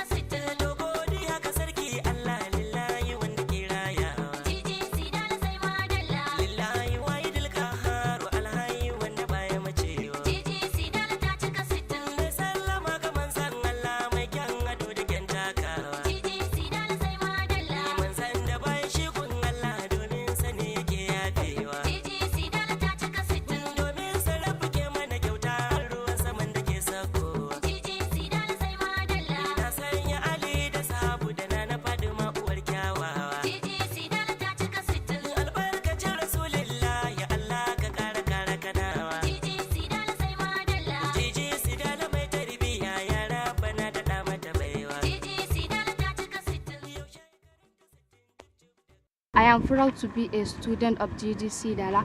We are proud to be Dogans. I'm happy, I'm proud to be an old student of GGC Dala. I'm proud to be old student of Dala National DOGGA Alumni. We are all proud to be products of the college. Dala is the name of a hill situated in the ancient city of Kano. The hill is believed to be the first settlement of Kano people. As an adage says, Dala Tushen Birni in Hausa language. The mystery-filled Dala Hill majestically stands 535 meters high with a landmass of 289,892 square meters in Dala local government area of Kano State. The prestigious Government Girls Secondary School is situated a few hundreds of meters away to the historic hill. Hence, the name given to the college as Government Secondary School Dala, popularly called GGC Dala, while the title of this Diamond Jubilee documentary of the college stands as the legend Dala Girls because of its proximity to the Dala Hill. Girls' education empowerment is the tool used to transform girls from being powerless to becoming Trustees, please, can you come forward to occupy these chairs, please? Informed. Board of Trustees, please come and sit in the Board of Trustees, ku dawo wannan da Allah. Chairman zai mana barka da zuwa. Baban Doga, ina Baban Doga? Baban Doga yana ina. Okay. Ranka yi daɗe, bismillah ga kujera.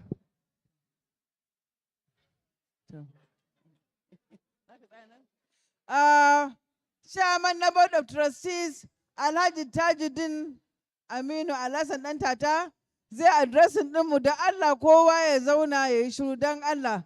Bayan ya gama adres ɗin shi za su koma za su tafi su bar mu mata kawai da Allah.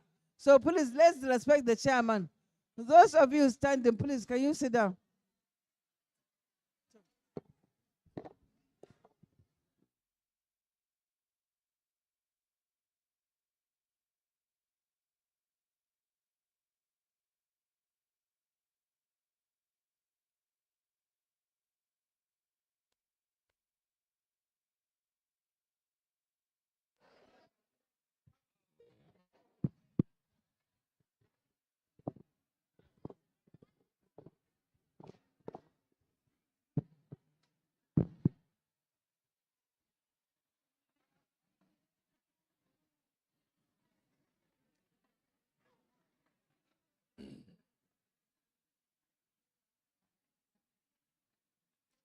أعوذ بالله من الشيطان الرجيم بسم الله الرحمن الرحيم أي صلاة النبي صلى الله عليه وسلم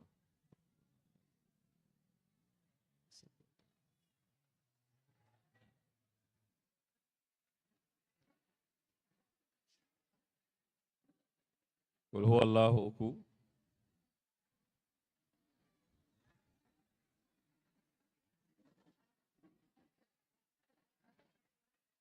ربنا آتنا في الدنيا حسنة وفي الآخرة حسنة وقنا عذاب النار ادخلنا الجنة مع الأبرار يا عزيز يا غفار يا رب العالمين سبحان ربك رب العزة عما يصفون وسلام على المرسلين الحمد لله رب العالمين.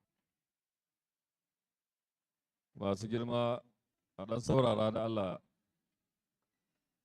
can baya a saurara ana magana a nan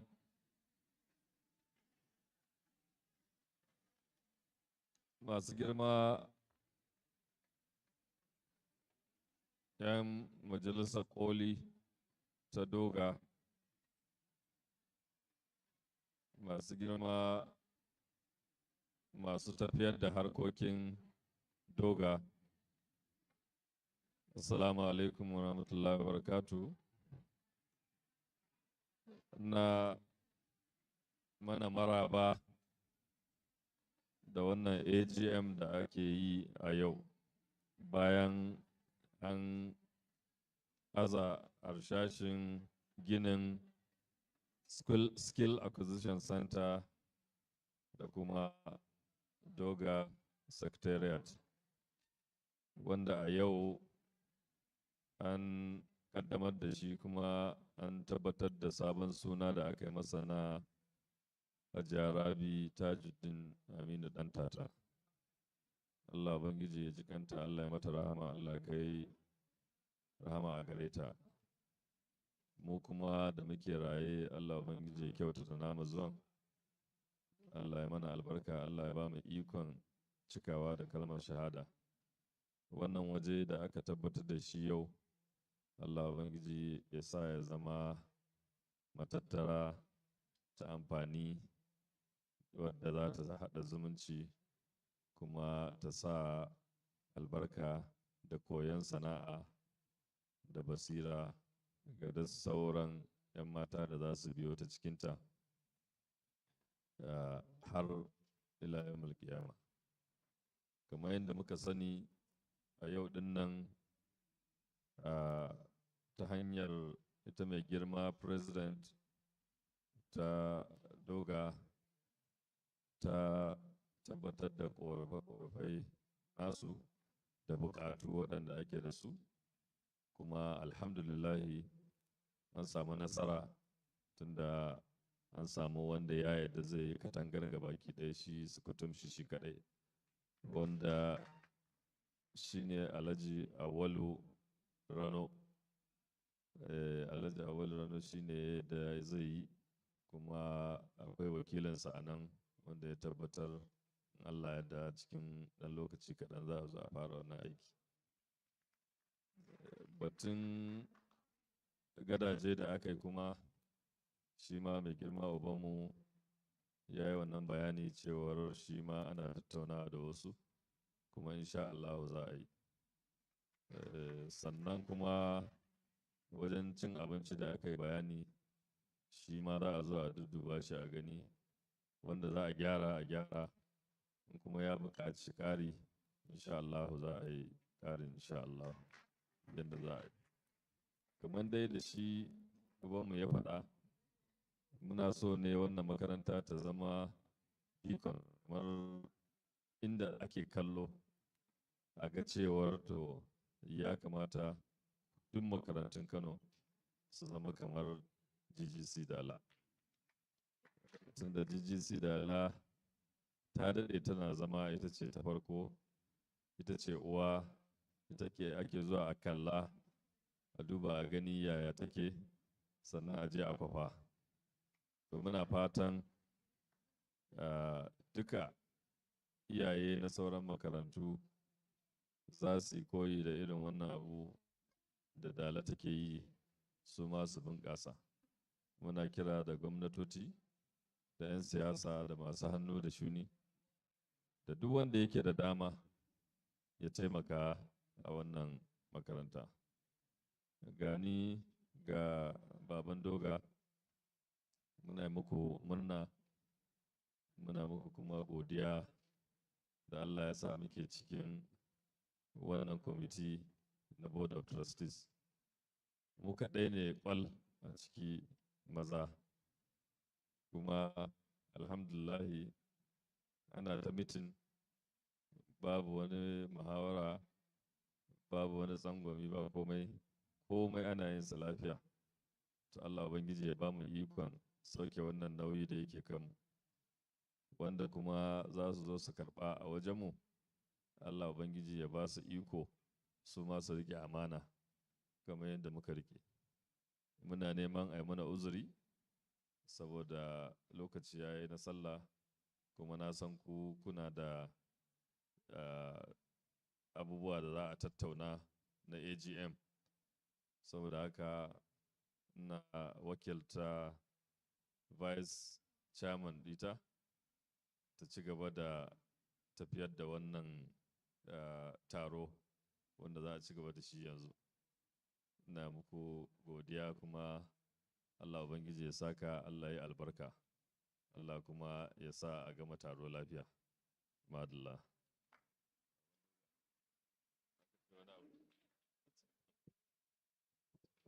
To, Dogans, DOGGA. Me yake samun ku? DOGAA, DOGAA, DOGAA. To wannan lokaci ya kamata ku san su wane ne Board of Trustees mu saboda gobe. Idan kuka duba constitution na DOGAA ya ba da damar mu haɗa da maza da mata, amma mazan sai sun zama zakaru na gwajin dafi. Sun ma makarantar wani abu mun gani mun yaba. Kun yadda wa'annan sun gani sun mana wani abu? Kun yadda?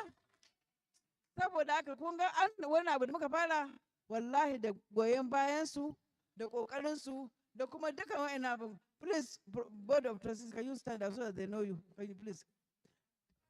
Da Allah ku taso duk sun san ku amma dai su san ku ne. Kun san mun canja na da suka ƙi mana aiki ku tawo nan. Sun ƙi mana aiki mun sauke su.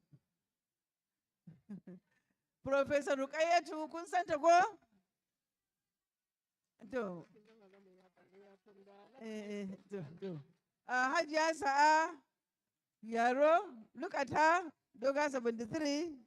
Auntie Remi, the Long Service Award, DOGAN. Hajiya Rakia Ibrahim, ina Auntie Hawa. Why is she? Hawa Babu. Excuse me, why is she? To, okay. To, Auntie Hawa, Batulu Koguna ba mu ganta ba, ba ta zama kwata-kwata. Su takwas ne. Saboda haka ga su, ina exco ɗinmu, National Exco, please come out. National Exco. That is our Vice President wearing a beautiful red color, looking like the President, and the social welfare, and I think this is, oh my God. But me near yin ashobi ba, amma duk mun sa ja. Sai ek autan mu. This is the National Exco. Dogans, in kun tuna 2 years ago mun sauke Board of Trustees mu ko? Yanzu mun ɗora wasu by election. Election aka yi? To mun yi election ga members mu. Saboda haka muna so mu sa dala kina da yawa dole. Dala kina da yawa dole. We are from Dala. Everywhere we go, people want to know who we are.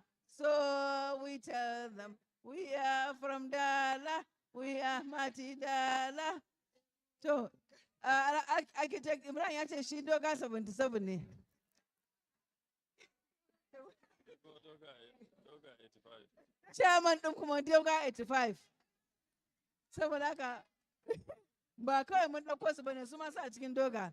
Za mu raka su Vice President, you take over the AGM. Muna muku godiya, Baban DOGGA. Muna godiya, Chairman, Board of Trustees, Exco, for your hard work. All the members of the committees that suka put in today, thank you very much, thank you very much, thank you very much. Yanzu za mu zo AGM, amma kafin a AGM za a rarraba abinci kuma a hankali ana fita ana sallah don ba za mu yi ma Allah laifi ba. Mun gode.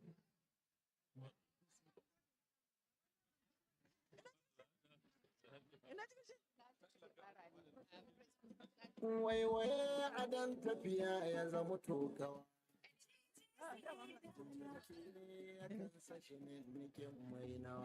Alumni Association. Shaziki yakan zama jarumi ba nawa. Jarumi yakan zama dusari da nawa. Alumni Association. Mai rabon ganin ba da ba shi jin tsartuwa. Dogaro da Allah lamunin hauhawa. Alumni Association. Mai rabuwa da Allah ba shi jin damuwa. Dan rabuwa da Allah ba shi sa damuwa. Alumni Association. Alumni Association. Delegates Alumni Association DOGGA. Delegates Alumni Association DOGGA. GBC DALA. Alumni Association DOGGA. All the girls Alumni Association DOGGA GGC Dala. Dala Girls Alumni Association DOGGA. GGC Dala. The Girls Alumni Association DOGGA. GGC Dala. Dala Girls Alumni Association DOGGA.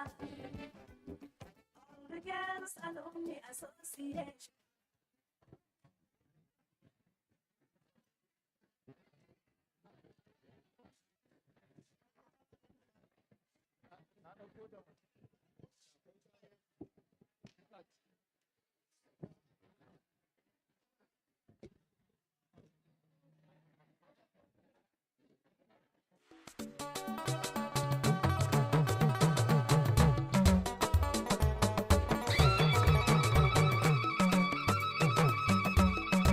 Shekaru sittin kenan kafuwar jiji sinna dala mai alkhairin na takalawa da banna Sira Wake Association.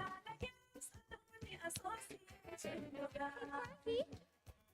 All the girls Alumni Association GGC Dala.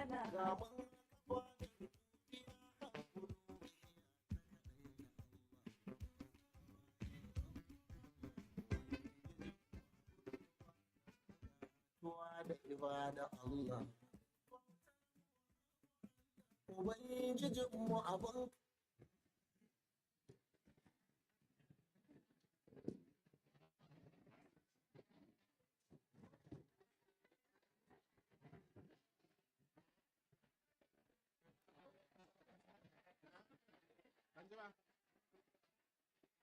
menene a rike a wurinka rike a wurinka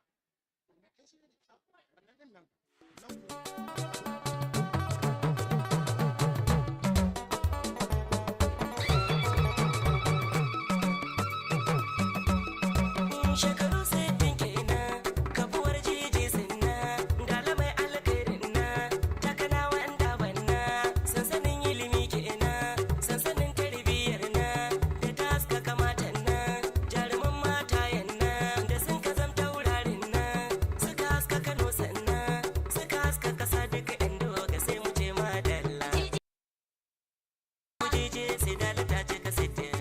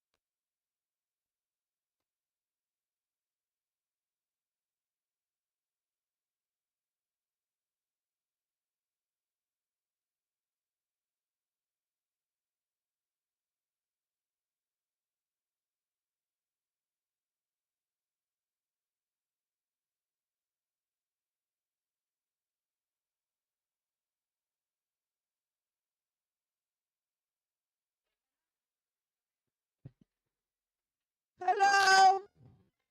Da Allah, wai me ake ba ta wurin da Allah? Hello. Muna so mu fara ne da Allah, kowa ya zauna dan Allah, dan Allah, dan Allah.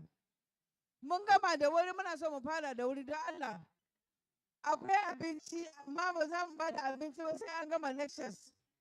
Hello. Da Allah masu strategy committee. Strategy committee. Strategy committee. Strategy committee, please take a seat. Strategy committee. Professor, strategy. Diana, those of you coming in, please settle down. We want to start immediately. Guest speaker, so please, Diana, settle down. Settle down. Chairman.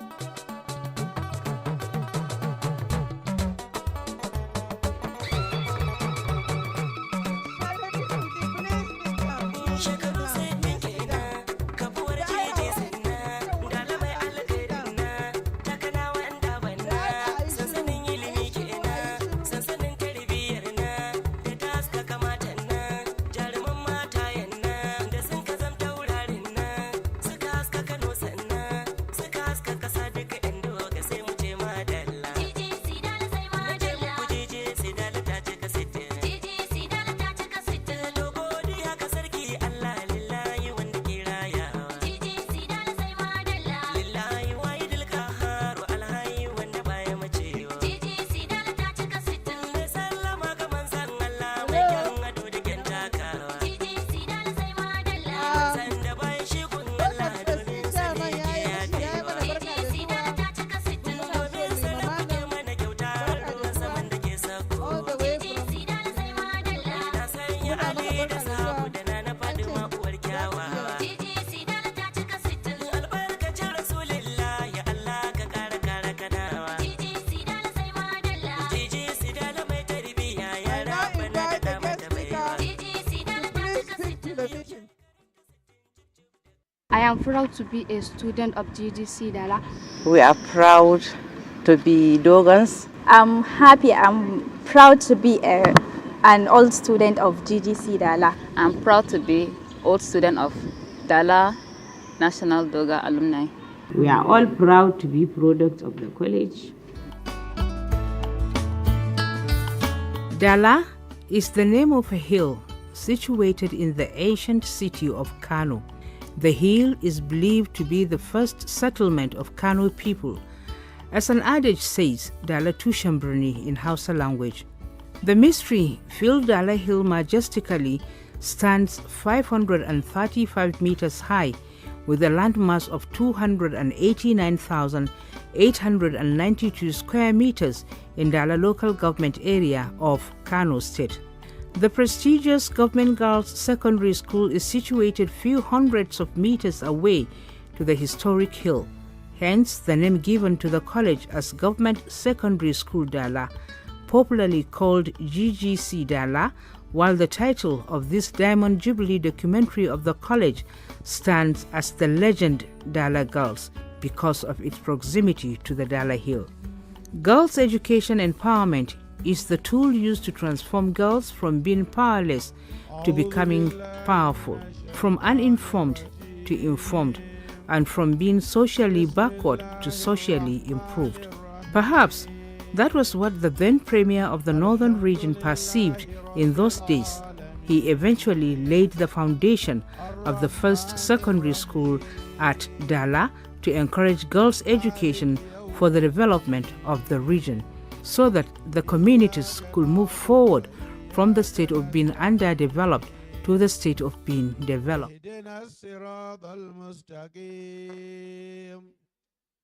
صراط الذين أنعمت عليهم غير المغضوب عليهم ولا الضالين آمين. wanda bai yi shiru ba ana karatun Qur'ani to ba zai yi shiru ba in ana komai ma. Wanda bai yi shiru ba ana karatun Qur'ani to ba zai iya shiru ba don ana jawabi. Wanda bai yi shiru ba ana karatun Qur'ani ba zai iya shiru ba in ana wani abu. A'udhu billahi minash shaitanir rajim. Bismillahir rahmanir rahim wa sallallahu ala nabiyil karim. Subhanaka la ilma lana illa ma 'allamtana innaka antal alimul hakim. Wala hawla wala quwwata illa billahi al-aliyyil azim. Rabbi shrah li sadri wa yassir li amri wa hlul 'uqdatan min lisani yafqahu qawli. Madam Vice President, members of the Board of Trustees, and other executive committee members, Honorable Minister Ma, distinguished DOGGA members, our children and grandchildren who are here, and all other participants who are here with us, I greet you in the Islamic greeting. of Assalamu alaikum wa rahmatullahi wa barakatuh.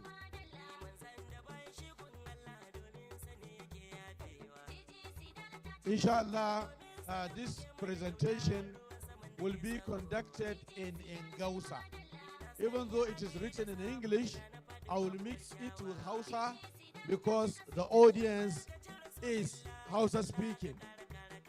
We start, inshallah, with a quotation from the Holy Quran, where Allah subhanahu wa ta'ala I am proud to be a student of أعوذ GDC. بالله من الشيطان We are الرجيم proud to لا be خير في DOGGAs. كثير I'm من happy, نجواكم I'm proud to be إلا من an أمر old student of بصدقة GDC Dala. أو I'm proud معروف to be أو old student إصلاح of بين DALA, الناس.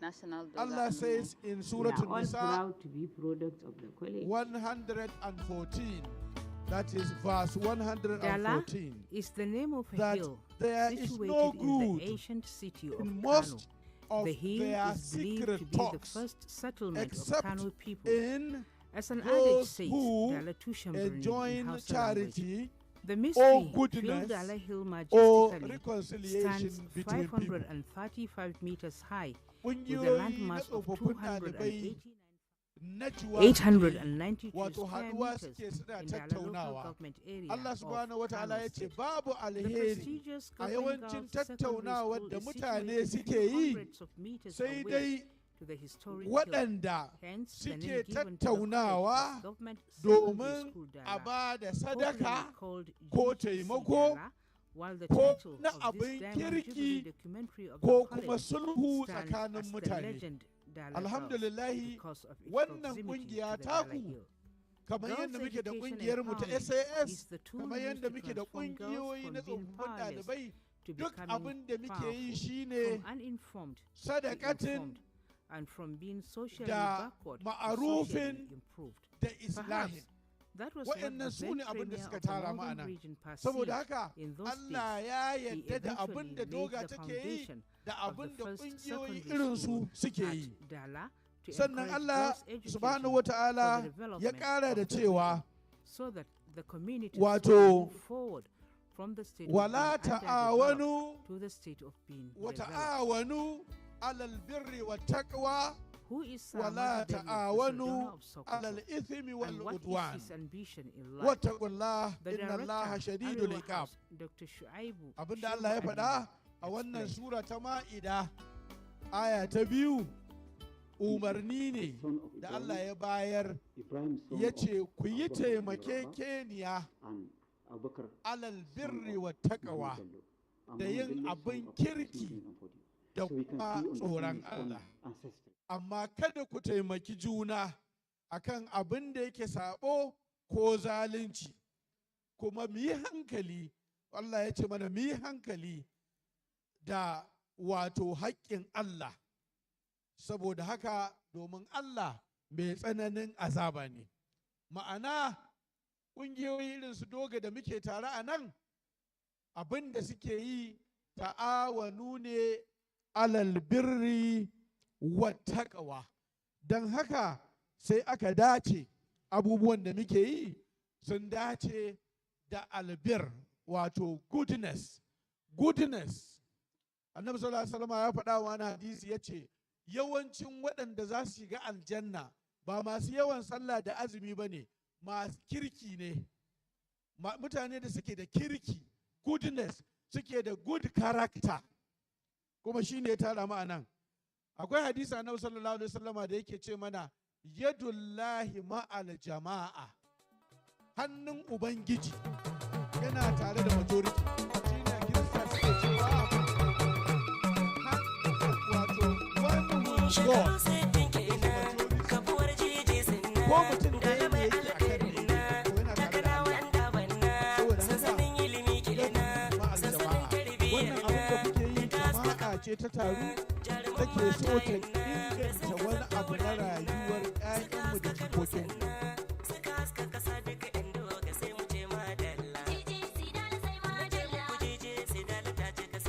Gayyace ni na zo da gabatar da 'yar takarda mai taken the past shall help the future. Role of all student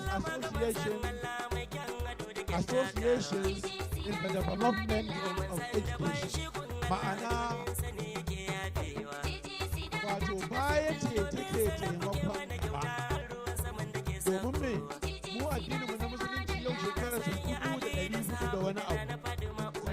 Past ana magana past jiya ma past ce balle shekara 1400. Saboda haka da past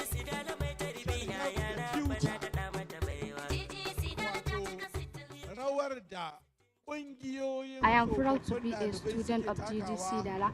We are proud to be Dogans. I'm happy, I'm proud to be an old student of GGC Dala. I'm proud to be old student of DALA, National DOGGA Alumni.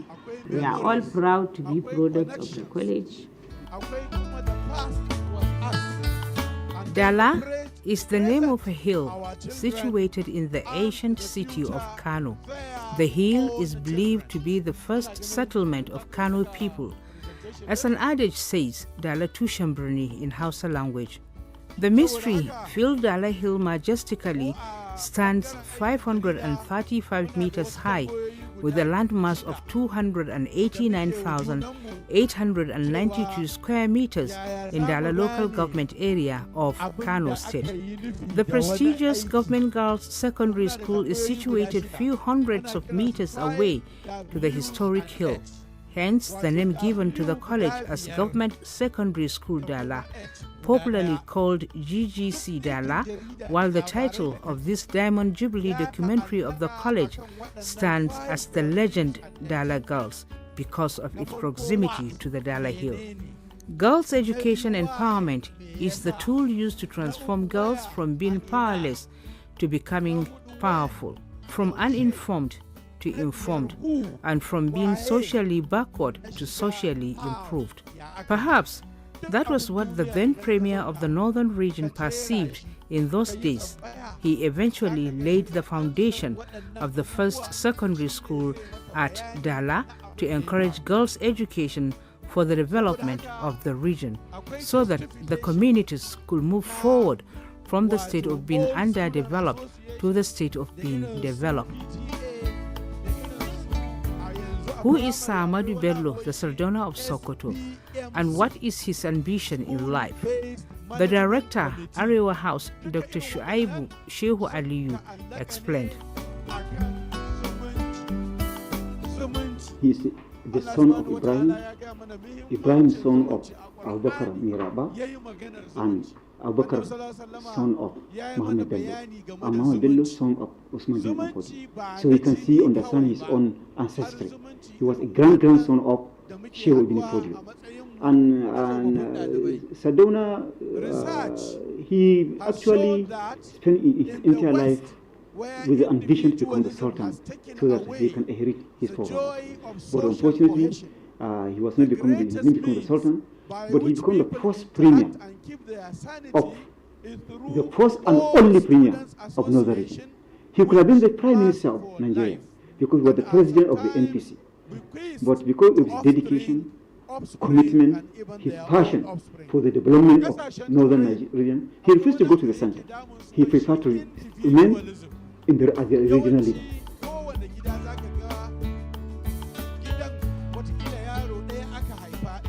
When Sardauna took over the mantle of leadership of the northern region, his first priority was to establish a purely women or girls school, unlike co-educational schools being run by missionaries and other organizations. Sardauna was fully conscious of our tradition and values. People, especially in the north, were apprehensive to send their children to such schools because it was considered a taboo mixing girls with boys together. Dr. Shehu Aliyu shared with us why GGC Dala was established where it is today. In Northern Nigeria, they agitated for old establishment people's of homes. girls' education. Gidan da ake kai tsofaffi wai But in sun tsufa they refused. ba mai kula da su. It was Da aka because je they know aka yi that Abidjan, we will, when masu they ra'ayin introduce turawa a cikin co-education, 'yan siyasa, many suka of je our suka gina people will old never people's home. allow Har the yanzu ba issue of, tsohuwa ɗaya and ko it was tsoho on ɗaya that da aka basis kai. they introduced Domin a co-education. Afirka, Record was tsoho that. ba kaya ba ne. Tsoho So arziki therefore, ne. when Sedona took Tsoho up, the albarka first ne. priority is Tsoho to establish wato a rayuwa ce. purely women or Kowa girl da child tsohonsa da schools, kakarsa da kakansa which is yana purely girl child gidansa. school, because it's not that our tradition Wannan abolished, gidan isn't gidan it? tsofaffi People are na highly Abidjan you see, za a apprehensive rufe shi to, kwanan nan to send your saboda ba child, a kwastoma. girl child, into To abin da co-education ya school, samu isn't turawa wai it? muka Because you know zo that za mu it's ɗabbaga Afirka was ba as zai a ɗabbagu taboo, ba mixing saboda of girls and boys al'adar da in school. addinin ba ɗaya ba But in ne. order to To deny yanzu us a ƙasashen is turawa educating the girl child, even the ta boys, wace they hanya introduced suke ganin co-education. junansu. Co-education Sai ta was hanyar first irin wannan experimented in Northern ƙungiya Nigeria. ta All Student Association wanda suke kira Alumni Association da irinsu. Ita kaɗai GGC Dala is one of the first experiments made by the Premier in order to boost girls' education in the North. It was established in 1960 by the Premier of Northern Region and started operation as an educational institute for girls on 1st April 1961. In an ironic twist of history, the emergence of Government Girls College Dala paved way for a massive surge in demand for girls' education in northern Nigeria. This resulted in committed policies by the Sardauna administration to fund girls' education and support girls from all over northern Nigeria gain admission into GGC Dala.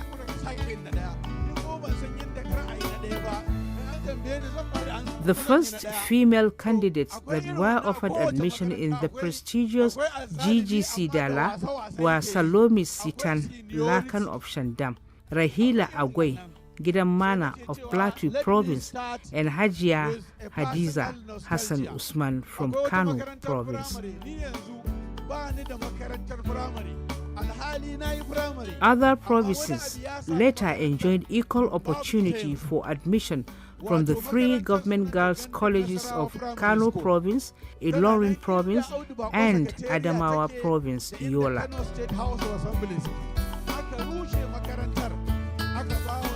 Secondary school-age girls were selected to study at these girls' institutions from the region provinces of Adamawa, Yola, Bauchi, Borno, Ilorin, Kaba, Kano, Katsina, Niger, Plateau, Sardauna, Sokoto, Zaria, and Kaduna Capital Territory. Within this short period, the North had measurable number of northern female indigents in various phases of human endeavor in the region, such as in the field of teaching, health, office clerk professions, etc. Romawa sun kore su daga Palestine, an tuna Farisawa mutanen Iran. Salamu alaikum Doggans. Directives an ce ba a hana ku magana ba amma ku fito waje ku je ku yi. Abin da ya kawo mu nan shine wannan AGM kuma wannan presentation is very very important. Saboda haka duk wanda take son ta hira ta kusa da ita ko take son su yi labari ba a hana ku ba ku dan fito waje ku yi idan kun gama sai ku dawo amma idan kuna cikin nan dan Allah dan Annabi ku yi mana shiru. Where is the Vice President, please? Vice President, where is she? Please, Committee on Strategy, please. Ku postin wasu daga cikin members uku su tsaya can wurin ko su kore su. Wanda ya ga cewa ya zo nan gogo, please let's have some of your committee members to send those people out that are here to make noise. If you are here to make noise, this is not the place for it. Idan kun zo yin labari ne da Allah ku fita ku yi labarin kuma hana ku yi labari ba. Amma mutane sun zo da sassafe su ji wani abu kuma ya zo ya taso tun daga mina ya sheko da gudu ya zo wurin nan. Just for you to listen to what he's saying, muna magana. Duk wanda yake da abin da zai ce da Allah ya fita waje. Please, strategy committee. Please, strategy committee, take over this. post your people to various sections, and if there's anybody making noise, please let her go out, please. Thank you. Thank you, Madam President, for the protection. A yawanci wanda suke zancen 'ya'yanmu ne da jikokinmu, sai a hankali yara haka suke.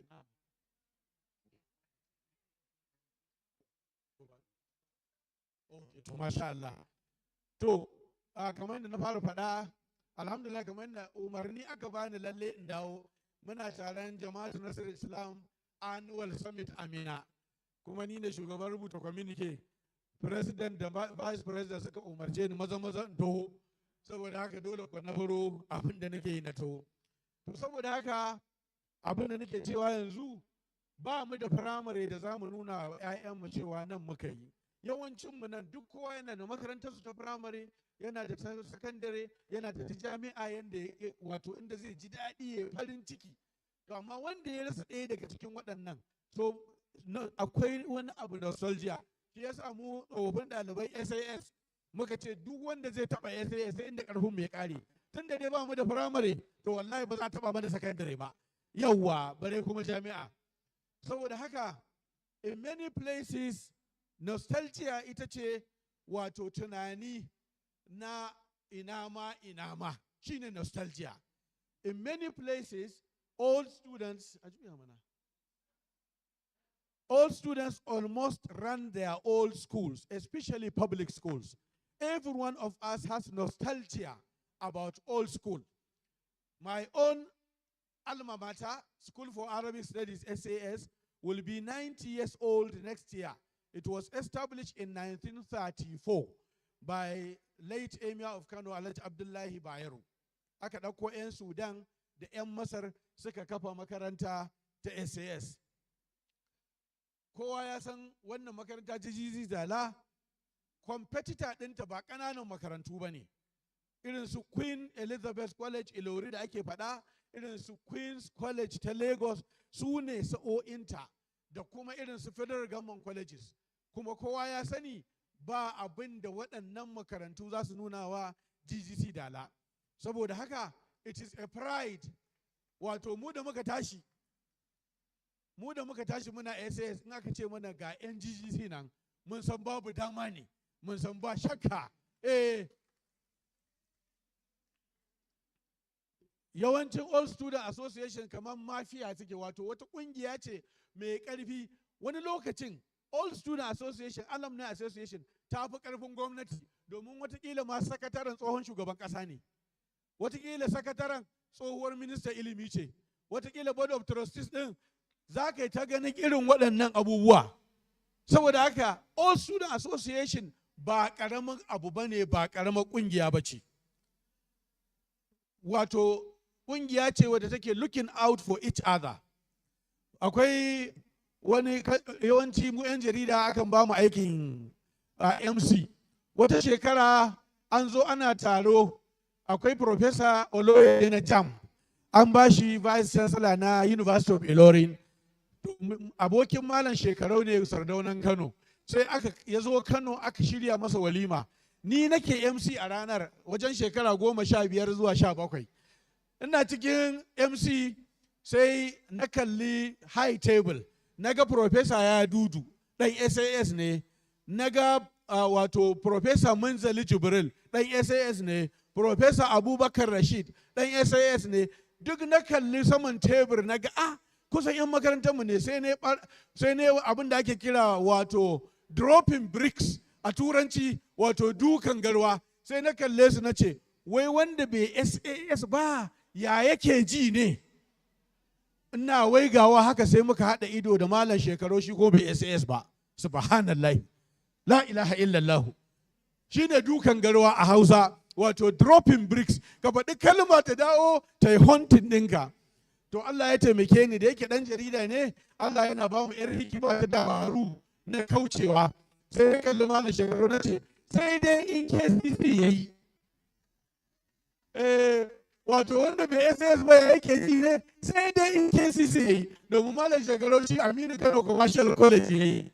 Aka bushe da yariya. Professor Oloye ne nika tambaya, wai dariyar me yake yi ne? Aka ce IMC din naka ne yau ya yi barambarama.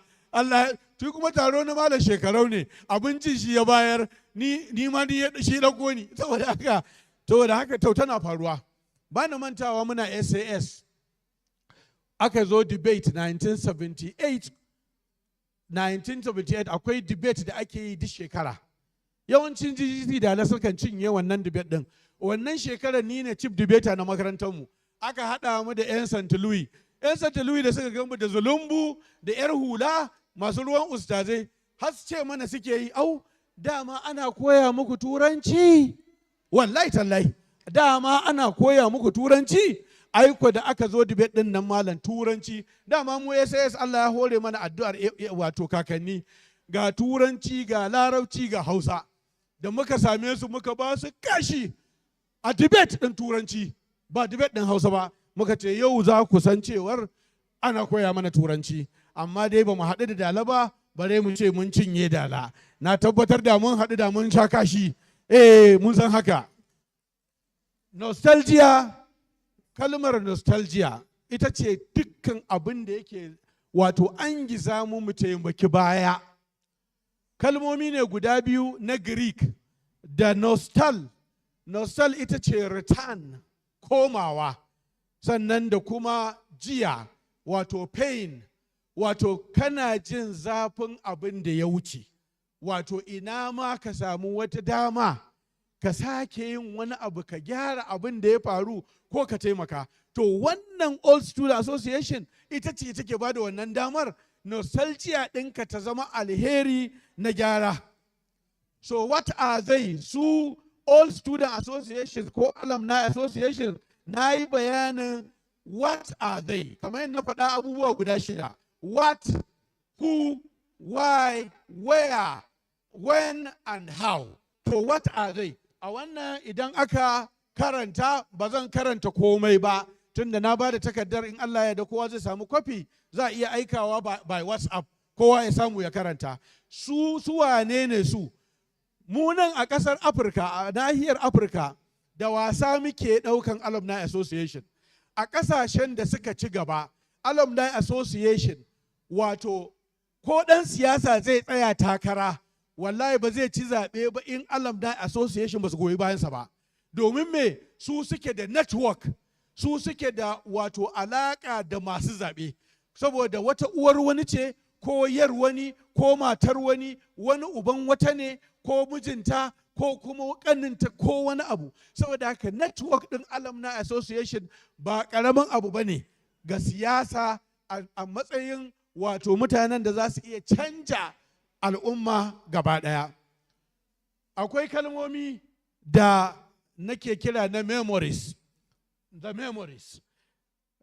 Aristotle, kowa ya san Aristotle ɗaya daga cikin philosophers na Greece, wanda ni a cikin tunanina da wasu malamai suna ganin da Aristotle da Plato da Socrates watakila annabawa ne waɗanda ba turo su wajen kowa ba. Minhum man qasasna alaik wa minhum man lam naqasus alaik. Dan idan suka yi magana sai kaga magana ta yi kama da wahayi. Duk da ba faɗa mana sunansu ba. A cikin Qur'ani guda 25 kawai aka faɗa, kuma an ce mana akwai 313 annabawa da manzanni. Aristotle ya ce, the roots of education are bitter, but the fruit is sweet. Yawanci mutane suna jin kalmar nan ana yawan faɗanta da Hausa. Ilimi farkonsa maɗaci, amma ƙarshensa zuma. Mutane ba san waye faɗi wannan maganar ba, asalinta. Asalin wannan magana daga Aristotle ne. In an tuna Aristotle shine malamin Sarki Iskandar, Alexander the Great. Sarki Philip uban Alexander wato Zulkarnain aka ɗauko Aristotle shi ya koya masa karatu. A lokacin 'ya'yan sarakai a gida suke makaranta. Wanda zai koya wa irin su Zulkarnain wanda yake ana ganin annabi ne, kai ka san ba mutum kawai ba ne.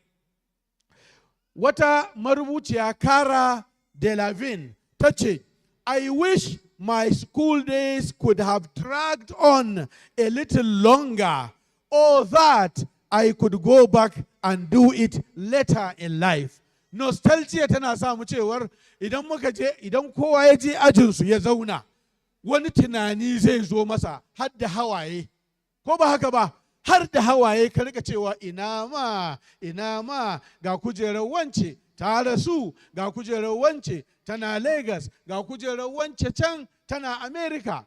Nostalgia kenan. Wannan nostalgia shi zai jinjarin ɗinka ka yi wani abu don ka taimaki wannan kujerar da ka zauna ta saka kuka. Akwai kuma wani marubuci John Hawes ya ce, that is the joy of going to a school reunion. It is seeing the people who were close to all those you were close to all those years ago and re-exploring the relationships of the past. Wasu a Turai babu ranar biki a Turai irin ranar reunion, ranar haɗuwa da tsofaffin ɗalibai 'yan uwansu. Ita ce babban rana. Akwai manyan ranaku a Turai, akwai Thanksgiving, November 25 a America, akwai Christmas, akwai Easter, akwai New Year, amma ranar da aka ce za a yi reunion, wato za a yi haɗuwa ta Alumni Association, wannan rana ba ƙaramin biki ake ba. Daidai abin da yasa kawai ba a ganin bikin shine kowace ƙungiya da ranar ta daban. Ba za a ce kamar a ce Thanksgiving Day rana ɗaya ce, Christmas Day rana ɗaya ce, amma reunion ran da tsofaffin ɗalibai suke haɗuwa babu dama, wannan rana tana da muhimmanci. Saboda haka akwai quotations da yawa da na yi na mutane da suke tuno makarantar da suka yi da abokan karatunsu da kuma wato tunanin ina ma a koma. Shi yasa kamar da gaya muku a shimfiɗa ta, kullum sai mu je filin makarantarmu ta firamare muna cewa, har wani na cewa idan na zama gwamna sai na rushe dukkan abubuwan nan da aka rushe, in sake gina firamaren nan don na samu abin da zan rika cewa wayyo ga makarantata. To haka rayuwa take, haka nostalgia take. A juya, moments come and go, but memories last forever. Moments come and go. Zaman ku shekara 5 a nan gidan, wasu shekara 6 'yan baya kenan. Moments ne, they come and go. But the memory tsakaninku, it will last forever. Kowane memory lasts forever.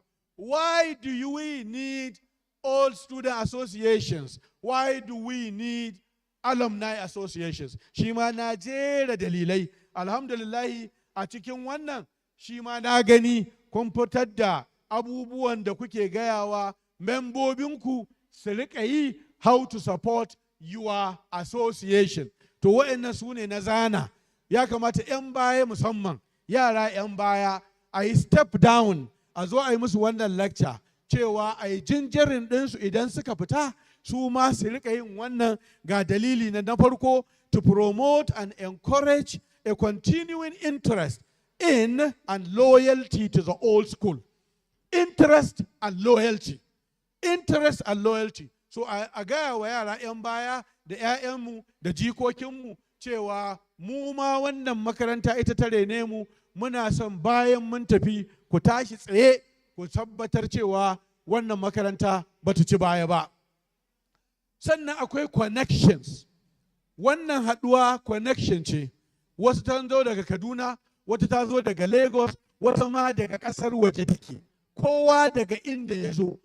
Kusan za ka iya cewa a hall ɗin nan, in dai ba mutum 2 ko 3 ba wanda suke gida ɗaya, ba za ka taɓa samun mutum fiye da 3 a nan a cikin gida ɗaya ba ne. Kowa gidansu daban, watakila ma garinsu daban, wata ma ba ta ƙasar, amma hankalinta yana kan wannan taro.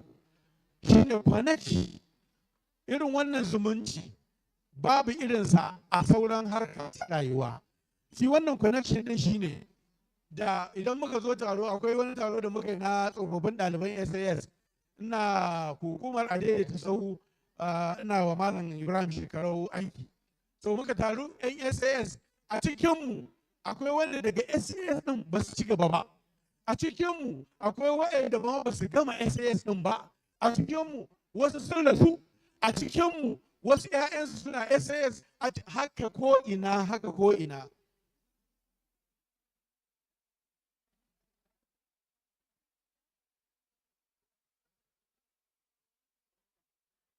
to shi kenan aiki mai ansa aiki mai ansa.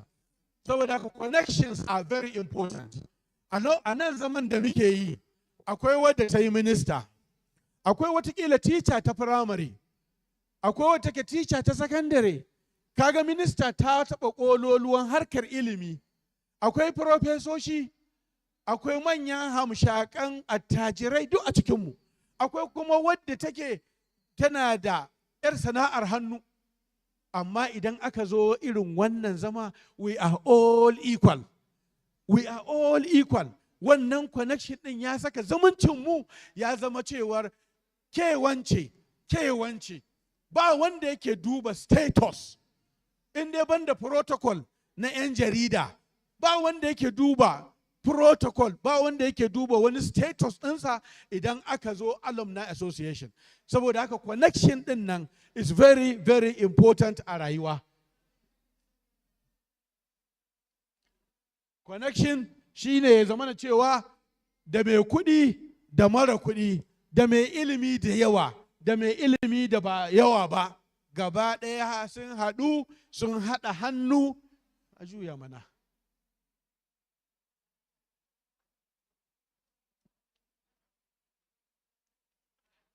Kana na gaya maka abin da nake yi.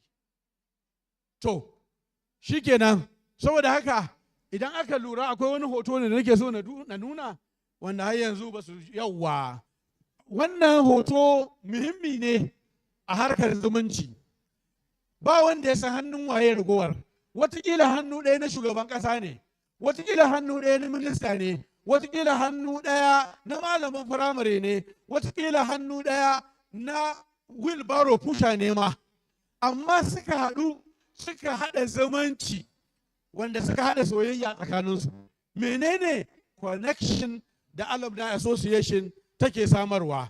Me yasa muke son mu yi Alumni Association? Shi ma na jera dalilai da yake sawa dole ne mu zauna mu same su a kowace makaranta.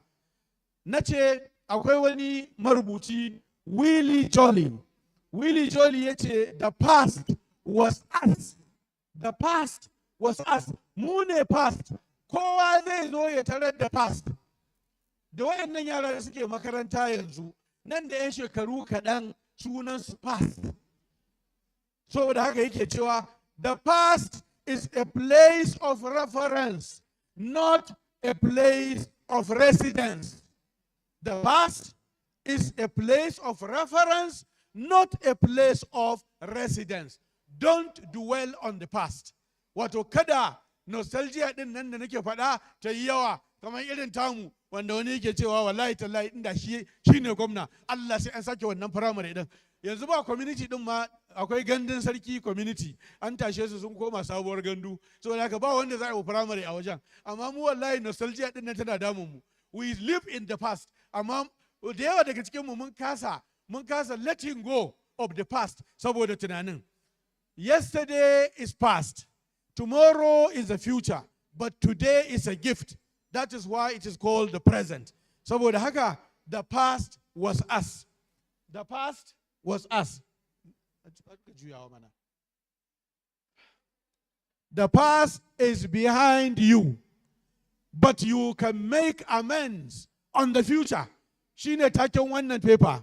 The past shall help the future. Past ta wuce.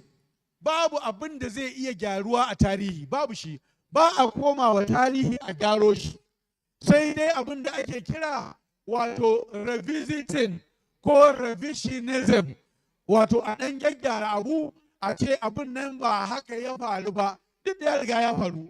Amma dai ba a iya komawa past a gyaro ta. Amma za ka iya amfani da past don ka inganta present domin a samu impact akan future. Why do we need Alumni Association? Shi ma na jera dalili. Wato babban magana ta Alumni Association ita ce zancen zumunci. Zumunci muhimmi ne kwarai. Sunan mahaifa Allah ya ɗauka ya sa wa zumunci. Wato kuma Allah yana fushi da mai yanke zumunci. zumunci kuma akwai na jini, akwai na makwabtaka, akwai na addini, akwai na abubuwa da yawa irin su sana'a. Amma zumuncin Alumni Association ba ƙaramin zumunci ba ne.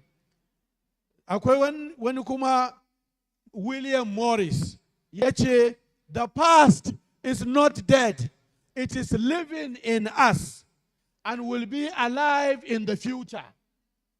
The past is not dead. Aduba baya. The past is not dead, it is living in us and will be alive in the future, which we are now helping to make. Mu 'yan past, kaman kudin nan, duk wanda ya gama makaranta ya zama past. So the past, even though it's behind you, but it is alive in the future because we are trying to improve the future in the present. Wato, mu 'yan past, muna ƙoƙari in the present to make the future better, in ji philosopher William Morris. Su wane ne ya kamata su kafa ƙungiyoyin tsofaffin ɗalibai? Su ma na rubuta su. A Turai, mental health yana damun mutane, wato damuwa da depression. Damuwa da, because of individualism da na faɗa a farko, zaman kadaita. Zaman kadaita ba ƙaramin bala'i ba ne a rayuwar ɗan adam. Saboda haka ana samun challenges na mental health. Ɗaya daga cikin abin da wannan zumunci na alumni yake yi shine haɗa zumuncin da zai rage maka damuwa. Haɗa zumuncin da zai rage maka damuwa. To su waye the present? Mun ga waye past mu kenan. The present, our children, they live in the present. Dole ne mu san yanda muka yi tarbiyyar su kamar yanda aka yi tarbiyyar mu. Tarbiyyar da muka samu mun san zai yi wahala. ‘Ya'yan yanzu su same ta, dalilai da yawa. Ɗaya daga cikin dalilin, ni ɗan jarida ne, ɗaya daga cikin dalilin shine wannan abin hannu, wannan waya. Kana kici-kici da waya ne akan tarbiyyar yaro yanzu. Akwai abubuwa da yawa wanda kake kici-kici da su. A lokacinmu, misali, Rumfa College kowa ya san SAS ba mu da fili da yawa. Saboda haka idan muka tashi daga SAS day school ce, sai mu shiga Rumfa College mu yi ban. Daga azahar zuwa na asar muna Rumfa College komai rana. Saboda namiji dole sai ya je ya yi wasan bal. Kamar yadda 'yan mata a zamanin 'yar gala-gala da irin wasanni na 'yar sauransu, kowa da outdoor activity. Yanzu babu outdoor activity da kowa ya san wannan. Saboda haka shi yasa muna da cututtuka da ba a san su ba a zamanin da. Saboda haka our children are the present. Yaya ake a kafa ƙungiyoyi na alumni? Shi ma na yi listin ɗinsu saboda 'yan baya su sani, tun da su 'yan yanzu sun riga sun sani. The future. What is the future? The future is the children of our children. The future, domin a halin yanzu ai yawanci jikokinmu ne a wannan makaranta. Yawanci yanzu Board of Trustees da wato Executive Committee jikokinsu sun kai shekarun shiga secondary. Don haka dole sai an gyara present 'ya'yanmu kenan, ya zama da cewa su kuma su gyara nasu 'ya'yan. Za a ga hoto na waɗannan abubuwa guda uku. Past, ga ta nan an nuna baya, past ta wuce, gaba ta wuce, baya an da saura. Sai kuma present shi ta ce a tsakiya, sai kuma future ita ce a gaba. So where are we living? In the past, in the present, or the future? Our pasts are important. They are a reference, but stepping stones to the future. But they do not dictate our destiny, and we do not have to live in the past.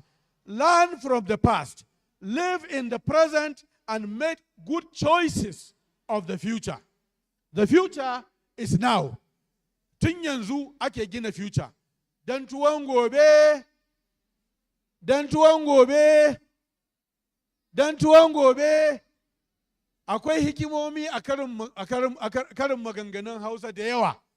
Future ne, tuwon gobe shine future, shi za ka wanke tukunya yau, because idan baka wanke ba goben ta zo sai ana rushing, ana aiki daban nan, ana kuma wani aikin daban. Saboda haka you build the future from the present. Kana shirin tuwon gobe ne by wankin tukunyar wato tuwon gobe. Finally, 5 reasons why all student associations involvement is important for schools. Na ɗaya, alumni no school culture. Ba wanda ya san GGC Dala fiye da waɗanda suka yi a zamanin da babu waya, babu tarho sosai, da turawa, da larabawa, da mutanen kudu suka koyar a makarantar nan. Babu irinsu. Domin me? Lokacin suka san duniya, a lokacin suka san Najeriya, a lokacin suka san Afirka, a lokacin suka samu impression, a lokacin nan kowa ya tuna muna ganin malamanmu kamar wasu annabawa ƙanana. Allah ya ji kan limamin galadanci malam net, shi ne principal dina SAS. Wallahi idan muka jiyo muryar malam, murya ba mu gan shi ba, mu jiyo muryarsa muna surutu, wallahi inda ka san wato an zuba mana ruwa shiru. Ba wani idan hular ka tana jiwu, kun san yan sabari ana sa mu sa hula SS akwai hula akwai zulobu, ba a wasa, har da prep ga dai school har da prep mana da ce sama da. Wallahi muka jiyo muryarsa, in hular ka tana aljihu za ka ɗauka ka saka kada muryarsa ta ganka, ba wai shi ba, shi ka ji shi ma kawai ya ishe ka misali. Saboda haka irin wannan rayuwar muka yi, wanda 'ya'yanmu mu kanmu don mun yi magana ko sun gan mu ma ko gezau ba sa yi, ko gezau ba sa yi, bare malamin makaranta wanda suna ganin daidai da su yake. Saboda haka alumni no school culture, su suka san makaranta. Alumni na farko kenan muhimmin abu ga makaranta. Na biyu, alumni build school reputation. Martabar wannan GGC Dala ita ce martabar the sum total of shugabannin trustees da exco na DOGGA. Sum total na reputation din minister, na reputation din honorable Saudatu Sani, na reputation din Mariya Sunusi, wa'annan reputations din individual reputations da aka ɗauko kowa daga cikin waɗannan kowace ishiya ce. Sai ka ɗauko reputation ɗin minista plus reputation ɗin wato professor Rukayya da professor Gaji ɗan tata da honorable Saudatu Sani. Reputation plus reputation plus reputation plus reputation. The total sum is the reputation of this school. So like the sum total of the reputation of this school is in the sum or the product of the reputation of its alumni leaders. So it's very, very important. Ana kallon DGC Dala yanzu da naga DGC Dala yanzu da naga su professor ciki naga Saudatu Sani naga Mariya naga da naga su ce to zan koma SA in ce mu sake shiri. Lalle mu sake shiri lamarin namu yan doga sun mutu, ya kamata mu tashi tsaye mu kara mu inganta reputation ɗinmu. Number 3, alumni sustain school development. Alumni su suke sustain development na makaranta. Alumni. Yanzu gashi da safen nan wanda zai iya fito da Alhaji Aminu Alhassan ɗan tata ya baro aikin da yake a wata ƙasa. Yawanci idan za ka je ka ziyarci Alhaji Aminu Alhassan ɗan tata, za ka je ka gaishe shi, yawanci ana baka appointment da azhar. Da yawa daga cikin watakila ma ba mu san cewa ashe yana fita da safe. Yau ga 'yan doga sun fito da Alhaji Aminu ɗan tata da safe. Sun sa shi aiki, ya yi aiki kuma ya ji daɗin yin aikin. Saboda haka school development, wannan secretariat da aka aza tubali da wannan skill acquisition center, in banda doga ba wanda zai iya yi. Gwamnati ba za ta iya ba yawanci, sannan kuma makaranta management ba za ta iya ba. Amma yau gashi ƙungiyar tsofaffin ɗalibai ta yi. Number 4, alumni provide educational opportunities to students. Yawancinmu nan muna yin guidance and counseling. Muna gaya wa yara abubuwan da ya kamata su yi. Bari ba ku wani labari, ina SAS, akwai wani malami na wato bature ne, kullum da gajeren wando, amma gajeren wandon nasa zai yi sallah, ya kawo gwiwa, ba shi ne abin mu a maza, in ya kai gwiwa ai ka iya sallah da shi. To sunansa Mr. G Show, dogo ne, ya fi ni tsawo yanzu inda nake ɗin nan, shi yake koya mana mathematics. Da ya lura cewar ni na shugaban debate, ni na shugaban rubuta school magazine, ni na shugaban quiz society, sai ya kira ni ya ce, Muhammad, na ce sa, ya ce, do you know mass communication? Na ce, no sir. Ya ce, do you know journalism? Na ce, yes sir. Ya ce, that is what you should go and read in the university. Na ce, which university? Ban ma sani ba. Ya ce, Bayero University has just started mass communication. When you finish school, go and read mass communication. I see in you a future journalist.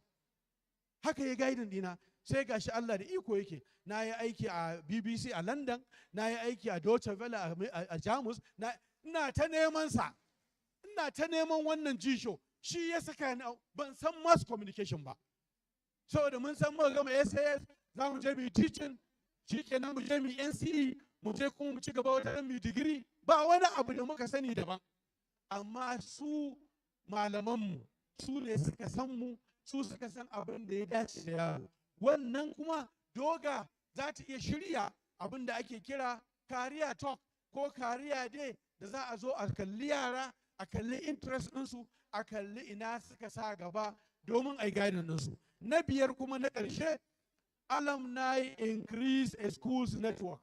Alal misali, idan principal na SAS na yanzu, principal na SAS, idan ya zo wajenmu, durkusawa yake gaishe mu da deputy principal din, shi ne principal yanzu a makarantar, amma kaninmu ne, wani ma ɗanmu ne, saboda 'yan baya ne wanda suka zama su ne shugabanni yanzu. Saboda haka idan yana so ya gayyato wasu manya su zo taron SAS, sai ya biyo ta kanmu, ya ce da so samu ne muna son ku kira mana ministar ilimi ta zo ta yi mana jawabi misali. Saboda shi ba zai iya kiransu ba, saboda ba 'yan generation ɗinsa ba ne. Saboda haka wannan abu muhimmi ne, increasing a school's network.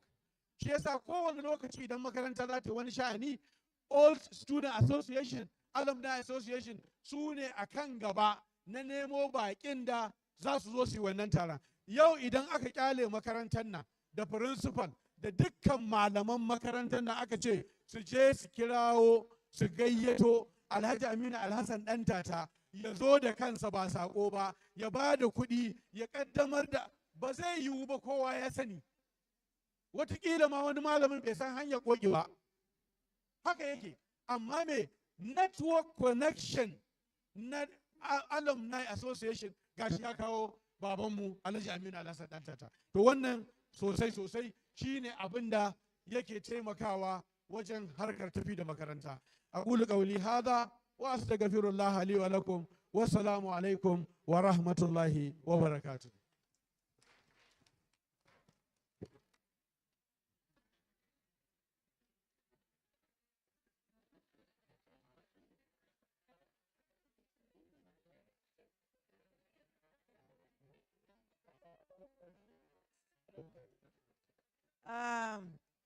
Ni da son samu ne ma kai ta yi, muna ta jin daɗin kana samu a hanya. Mun gode ƙwarai da gaske, za ka bar mana.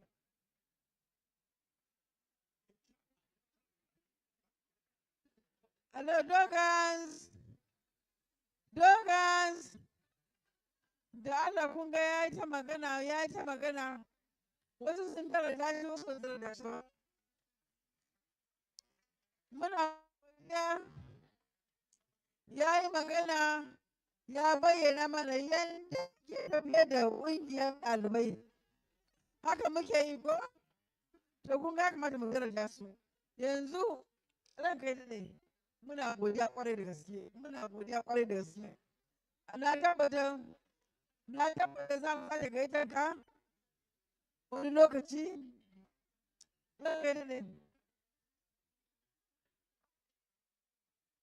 Na tabbata za mu sake gaitar ka. Za mu sake gaitar ka. Ka sake dawo wata rana. Ka sake mana bayani. Ka koya mana wasu abubuwa da kai through your life experience. Thank you very much. I would like to invite the Vice President Hajia Maria to take over their program, please. Obata Kusa? Okay. Ina yan committee din strategy committee, please look at the program. Za a raka shi saboda ya ce da tafi a fara raba abinci a yanzu a sallah, amma kuma abincin za mu yi abincin working lunch. Ana ci ne ana yi, ba za mu yanke ba. Ana cin abinci ne ana yi. Hello? Ba za mu yanke ba, ana cin abinci ne ana yi.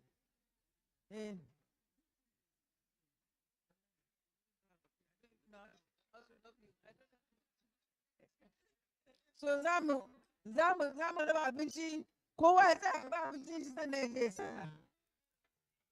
A karɓa abinci, kowa ya karɓa abinci da sai a je sallah.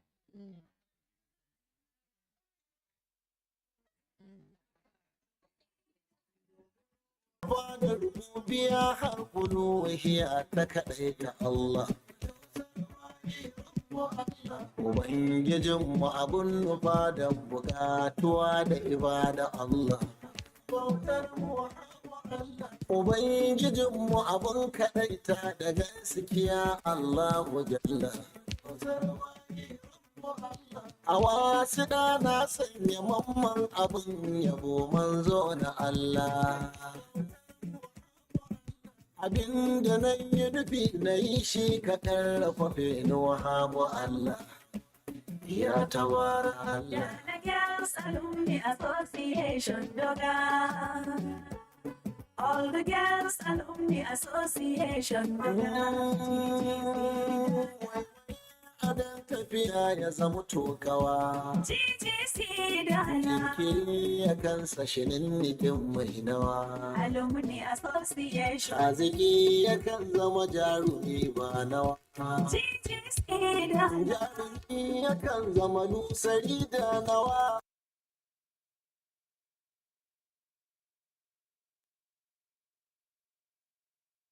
Dogarawa ga Allah lamunin hauhawa. Alumni Association. Mai rabuwa ga Allah ba shi damuwa. Da rabuwa na Allah ba shi sa damuwa. Alumni Association. Alumni Association DOGGA. GGC dala. Alumni Association.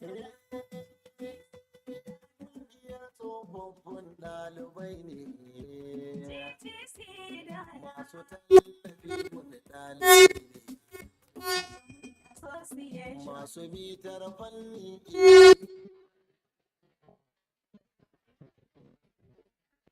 mai a gane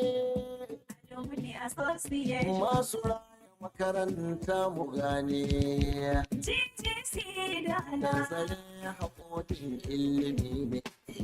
Alumni Association. Hakkanin sana'a wajibi ne. Sai suke koyar da sana'utan basu buga Alumni Association. Yes, Alumni Association. All the Association DOGGA. GGC dala. Yau ga ruwan shayi yalwa a dala jingi sun ga tamu. GGC dala. Buzuwa kuma sun yi buzo fa ƙungiyar mu. Alumni Association. Ga maluma kuma sun wadata sanad alumni fa ƙungiyar mu.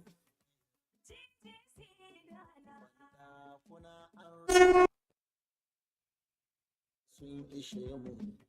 Alumni Association. Da bohal babu ƙwauro muke ta kwarori irin Alumni Association. DOGGA. All the girls Alumni Association DOGGA, GGC Dala. Aminu ta taɓa gabanmu. Aminu.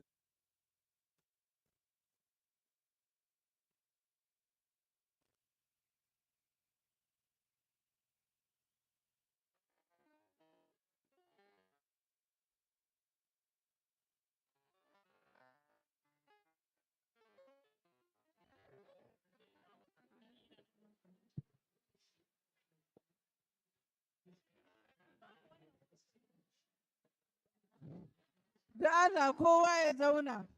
Kowa ya zauna. Kowa ya zauna kai. Ko ku fita. Kai. Wannan AGGC ce? Wancan. Hey. Ku ‘yan doga ne? ‘Yan doga ne? To ku samu ku zauna. Kowa ya zauna da Allah. Kowa ya zauna.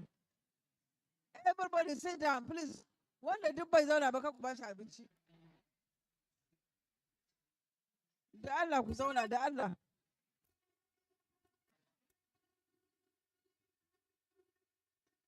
Hello? Atika Balame Yafe, where are you, please? Atika, where are you?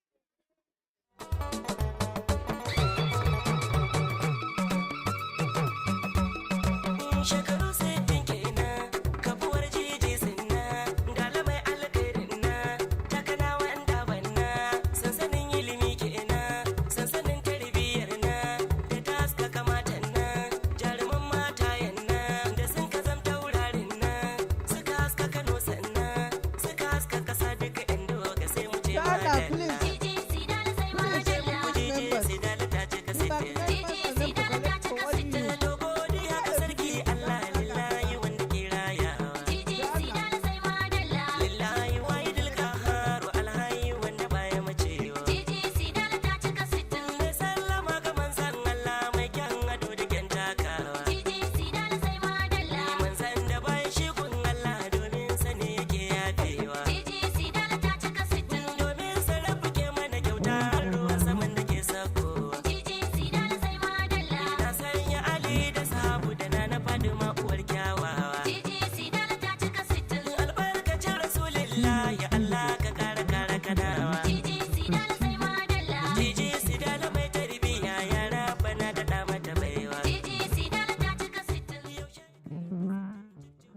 I am proud to be a student of GGC Dala.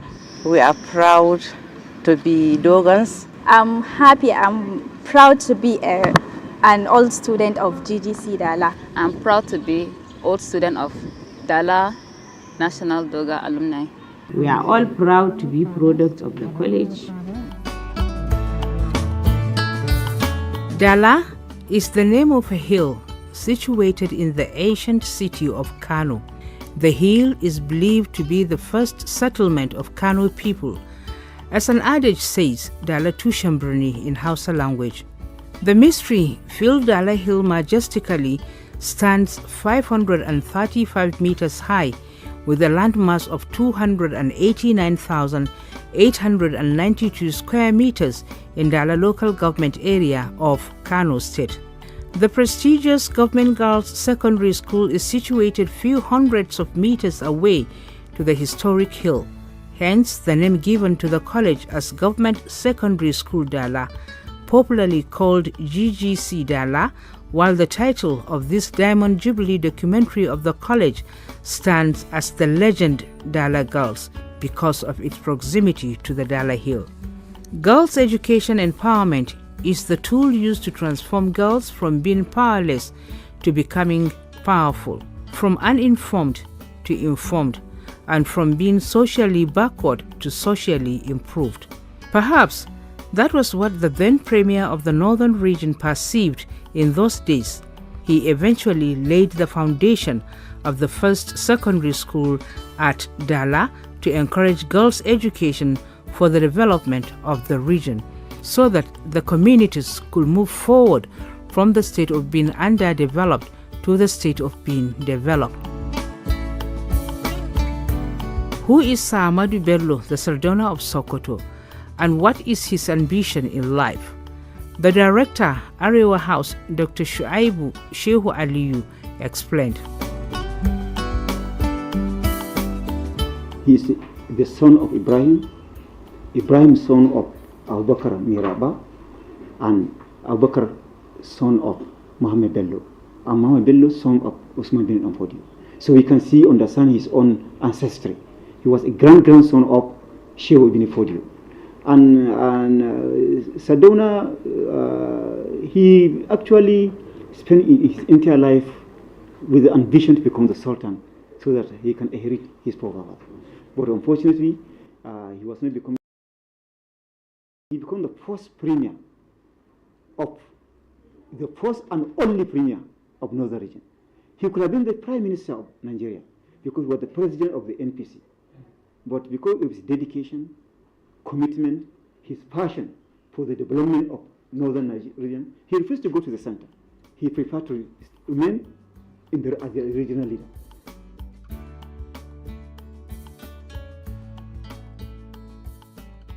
When Sardauna took over the mantle of leadership of the Northern region, his first priority was to establish a purely women or girls school, unlike co-educational schools being run by missionaries and other organizations. Sardauna was fully conscious of our tradition and values. People, especially in the north, were apprehensive to send their children to such schools because it was considered a taboo mixing girls with boys together. Dr. Shehu Aliyu shared with us why GGC Dala was established where it is today. In Northern Nigeria, they agitated for establishment of girls' education, but they refused. It was because they know that we will, when they introduce co-education, many of our people will never allow the issue of, and it was on that basis they introduced co-education. Record was there, you can go and see it. So therefore, when Sardauna took off, the first priority is to establish a purely women or girl child schools, which is entirely girl child schools, because it's not that our tradition and values, isn't it? People are highly apprehensive to send your child, a girl child, into co-education school, isn't it? Because you know that it's considered as a taboo, mixing of girls and boys in schools. But in order to deny us in educating the girl child, even the boys, they introduced co-education. Co-education was first experimented in Northern Nigeria.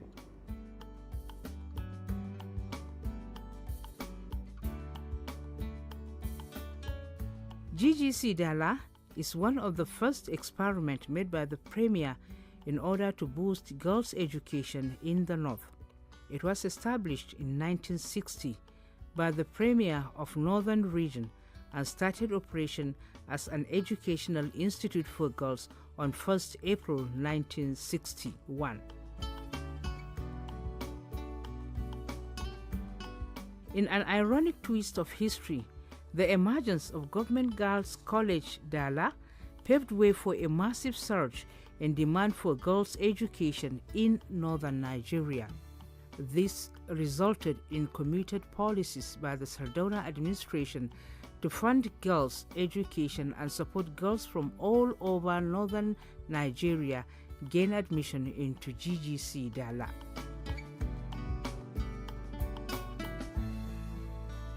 The first female candidates that were offered admission in the prestigious GGC Dala were Salome Sitan Lakan of Shandam, Rahila Agway, Gidan Mana of Plateau Province, and Hajia Hadiza Hassan Usman from Kano province. Other provinces later enjoyed equal opportunity for admission from the 3 government girls' colleges of Kano province, Ilorin province, and Adamawa province, Yola.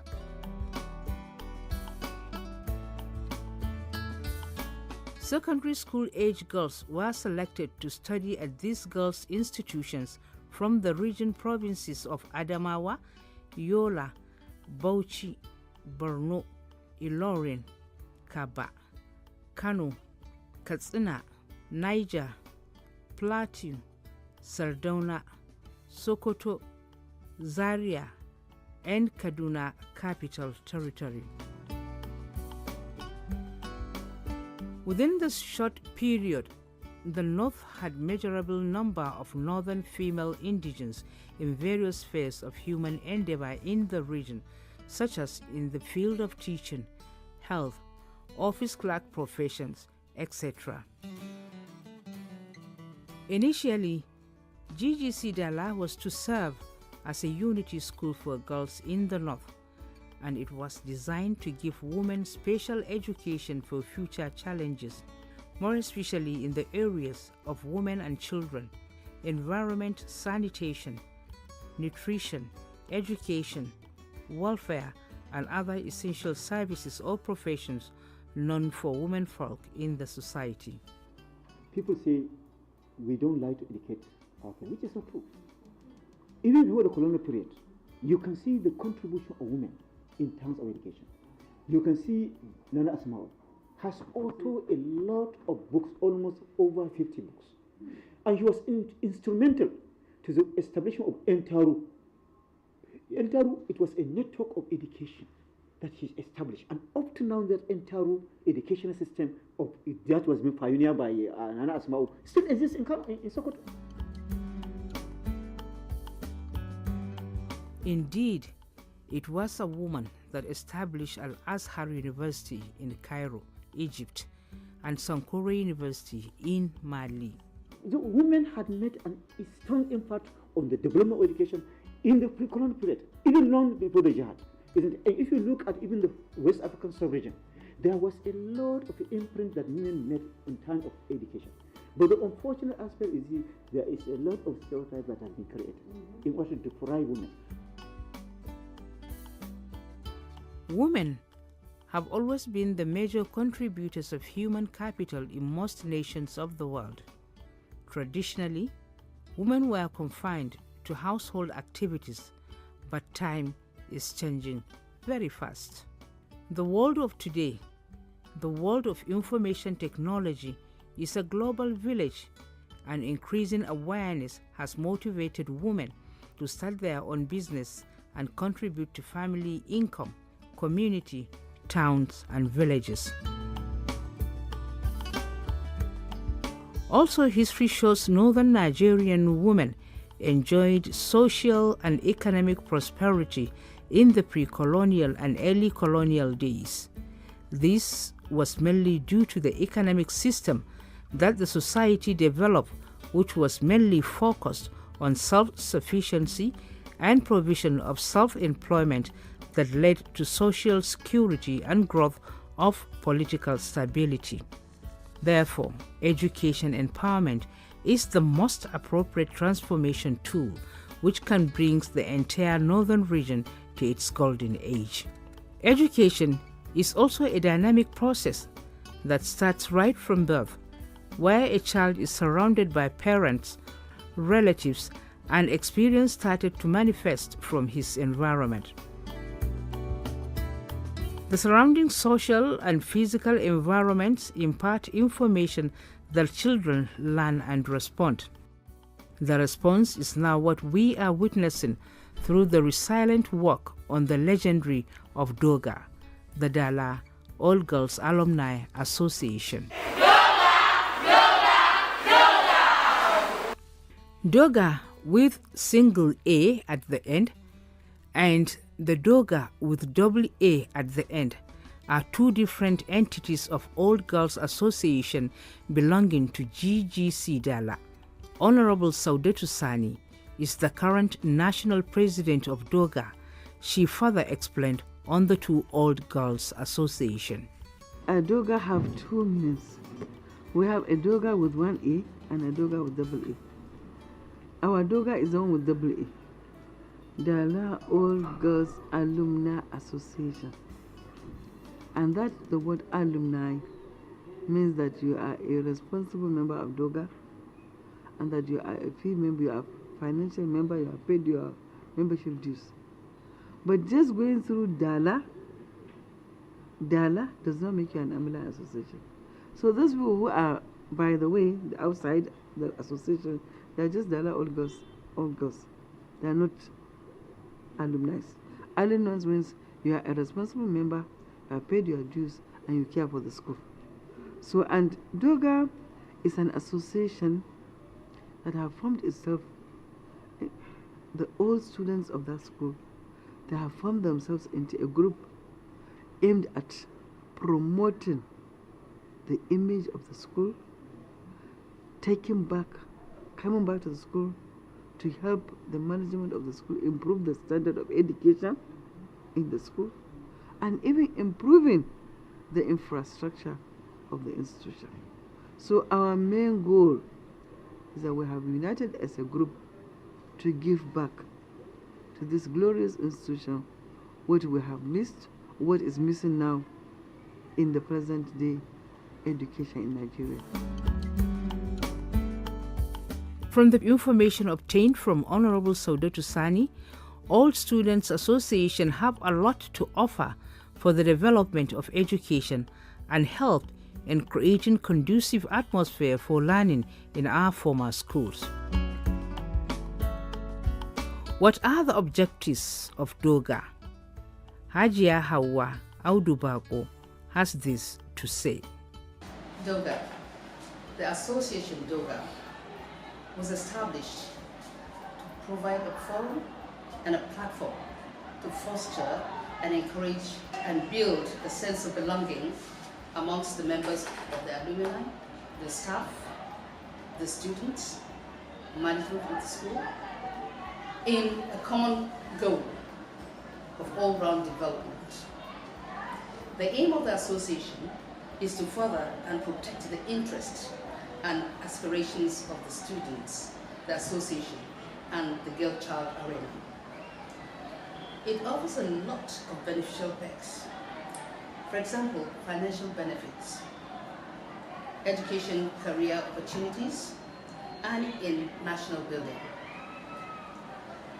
In studying in the financial benefits, we have had a lot of meaningful well-being people who have assisted us in getting the finances with which we used to improve the school. Thereby, we refurbished the libraries, the chemistry lab, the physics lab, the biology lab, staff room, the principal's office, and the like. So, there's a lot of it, and it is in no way beneficial that the girl child has earned us a lot of, as it affects the girl child. It has earned us a lot of benefits as a result of education. It has made a woman or a girl child to become a mother, to become a wife, to become a career earner, and a developer in many fields, beneficial to national building. So to say, the school is a ground for learning and for improving the girl child. Certainly, all student associations are formed to give some helping hands to the school they left.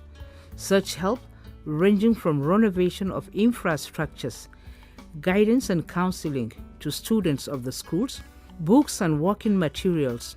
They provided all this as their contribution to the development of the school and quality education. In this respect, the All Girls Alumni Association DOGGA is one among few that makes excellent move towards the development of their school, Government Girls Secondary School DALA, GGC DALA.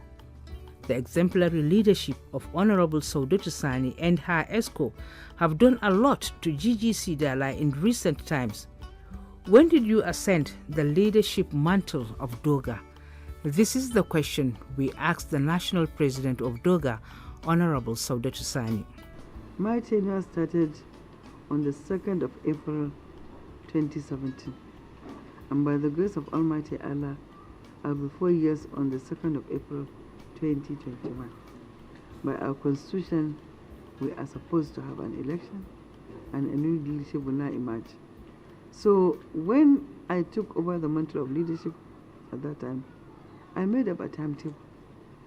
My timetable is every year I will do this to change the image and the life of the school. But you see, man proposes, God disposes. For the year 2017 and 2018, I was sick. I was hospitalized in India. I had to undergo surgery. So those 2 years were locked in terms of challenges for my health. But 2019, when I got better, I sprung up and I went back.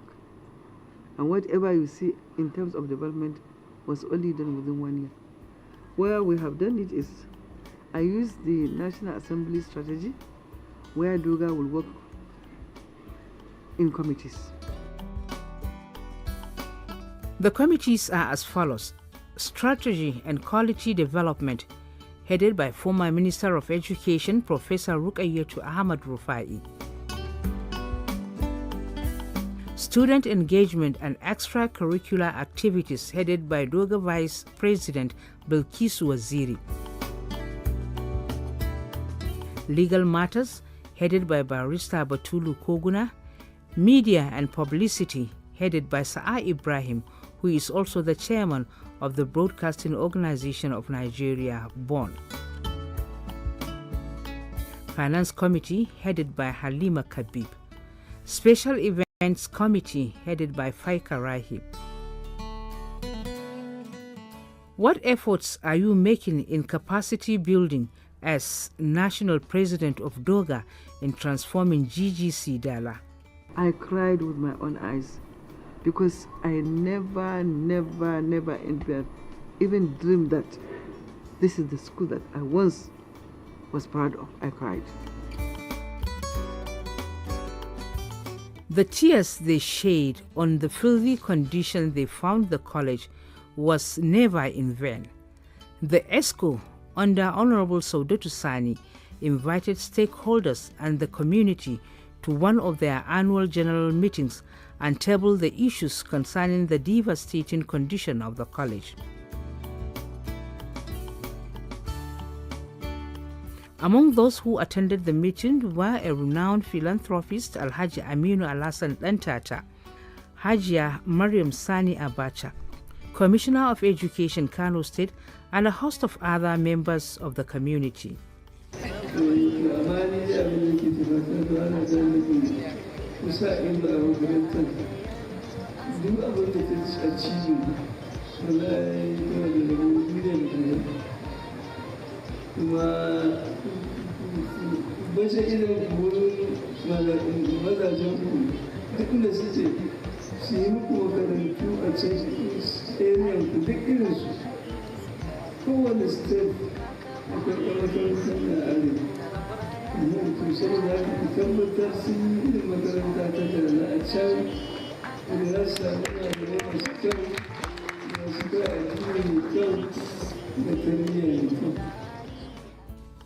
Alhaji Aminu Dantata doled out 50 million naira to DOGGA and promised to give 5 million naira each year for 5 consecutive years as his support to the alumni. In addition to the donation of fund, he further assured the alumni of his willingness to support girl-child education and will make provision for the construction of additional 10 blocks of toilets and 5 boreholes to improve hygiene and sanitation of the school.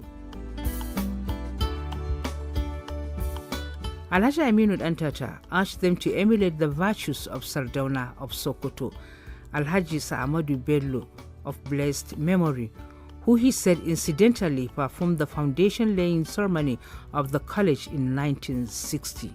And I am here to represent the Grand Her Excellency Dr. Mrs. Mariam Abacha. She wants you to know that she appreciates you all and she regrets not being here today. And it would have been an absolute pleasure to reunite with her old schoolmates. Lallai tana mika gaisuwa kuma tana muku fatan alkhairi kuma ta yi pledging the sum of 500,000 naira to the association. The State Commissioner for Education, Alhaji Muhammad Sanusi Saidu Kiro, used the occasion to highlight on government readiness to confront the myriad of challenges ahead of their proposed plan for free and compulsory education in the state. Gwamnatin jihar Kano ta yi making policy statement akan free and compulsory education. Wannan free and compulsory education zai rising level na enrollment to a stage da zai zama dole ne sai mun zauna mun sake kallon harkar ilimin nan.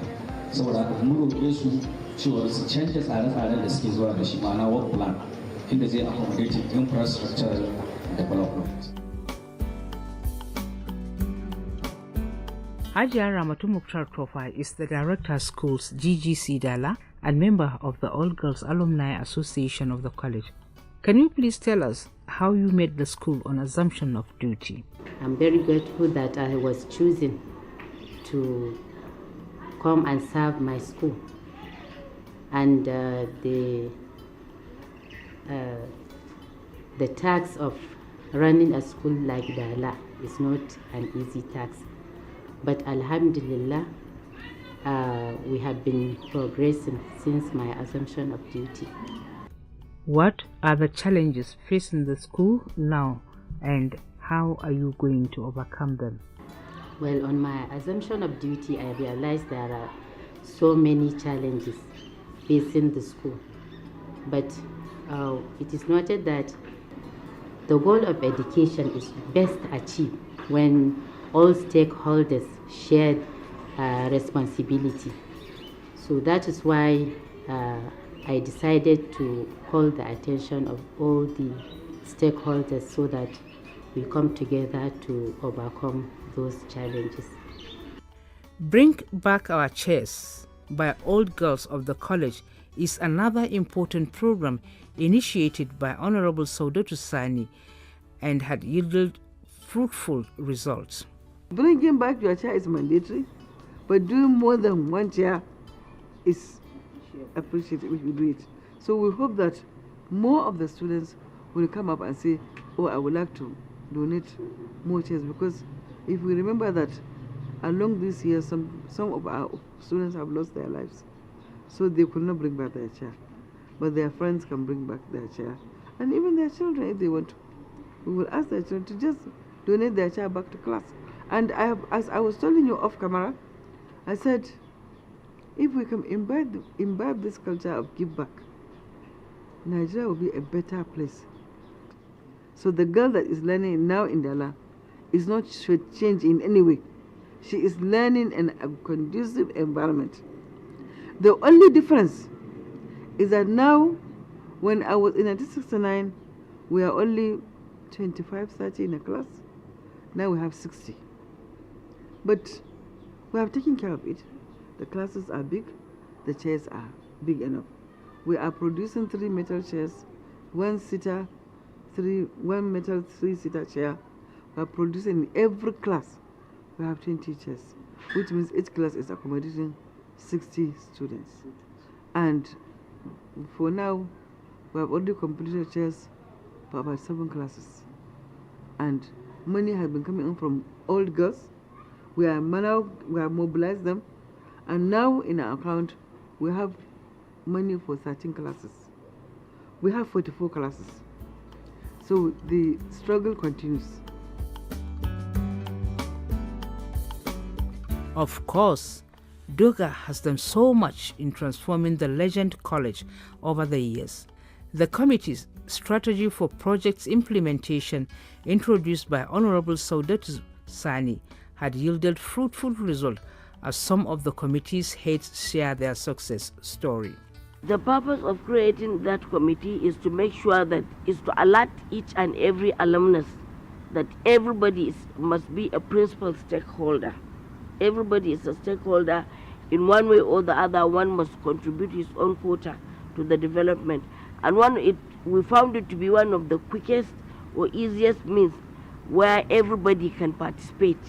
Our mandate really was to produce a document that will spell out how to use resources of the Alumni Association to ensure transparency and accountability. And we've done that. We've produced a very good document. There are extracurricular activities merged with the academic performance. It can't be academics all through. So these students are also engaged. They have been taught some entrepreneurship, making of soap, little things, knitting, making of even the eyes that they use to wash their toilets. The teachers were trained in the production of an ISA, and they in turn trained the students so that they can produce what they will use locally in the school. These are some of the ways. We have tried to revive the sporting activities that take place. When we go for the student engagement day, you will see all this. And they have a dance drama. They have a debating session.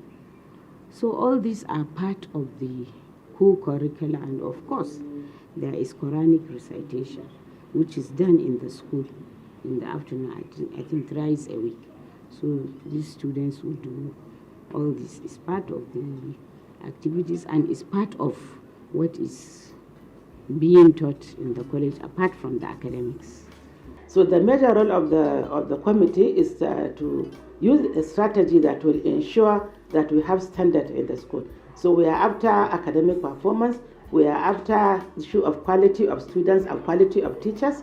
So what we are doing at the moment is to ensure, number one, we have to have conducive learning environment. That is why we started with classrooms. But even yesterday, I was able to organize a meeting so that we could start giving massive publicity to the event so that every girl child who has any business to do with DGC DALA will come and be with us while we celebrate the 60 years anniversary of GGC DALA. And as you are aware, you are the backbone of the publicity committee. We are going to engage all the media houses. Some we will just ride on the back of spirit decor. Some we may give a token, but we want to do massive publicity. Since the time I became the legal advisor, there has never been anything like that. There was no tussle at all. Apart from committee's activities in the implementation of projects and programs, other class chapters have been trying their best in contributing to the development of the school. Class chapters of 75, 76 and 77 were able to execute some projects in the school to reciprocate what they were given in the school in those years.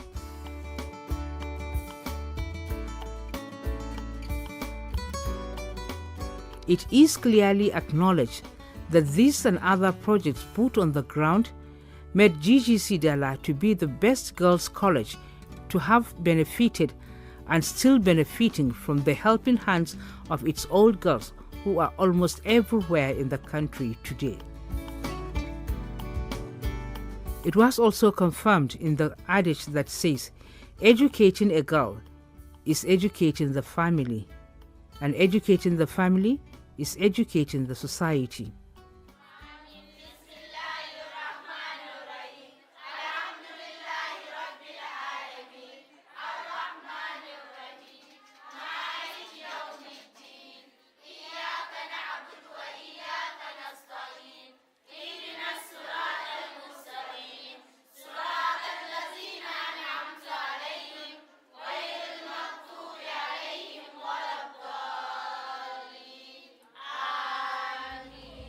Mrs. Aisha Aminu Wali is a female teacher at GGC Dala in 1963. She talks on student-teacher relationship, the learning atmosphere, and above all, students' enthusiasm to education. The relationship is still a cat and mouse kind of relationship. The students, of course, wherever you are, you find some people that are very difficult, and there are some who are very good, and they are in the middle.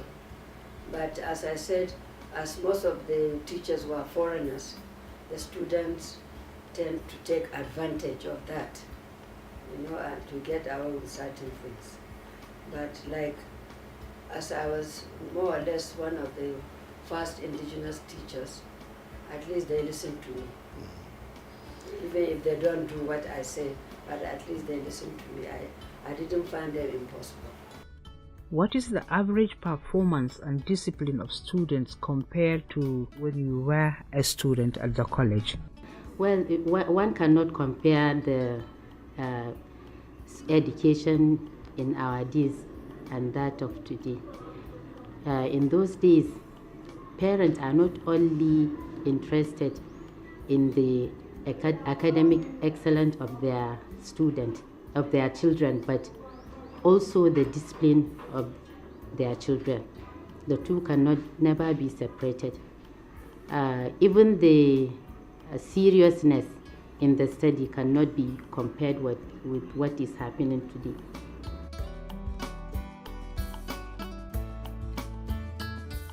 GGC Dala has come of age. It has been in existence exactly 60 years today. These years are years of success and tribulations, as the old girls recalled their memories. I must say that at that time, we didn't have government secondary schools for girls. We had a few for boys, but not for girls. And Dala happened to be the first government girls secondary school for northern Nigeria.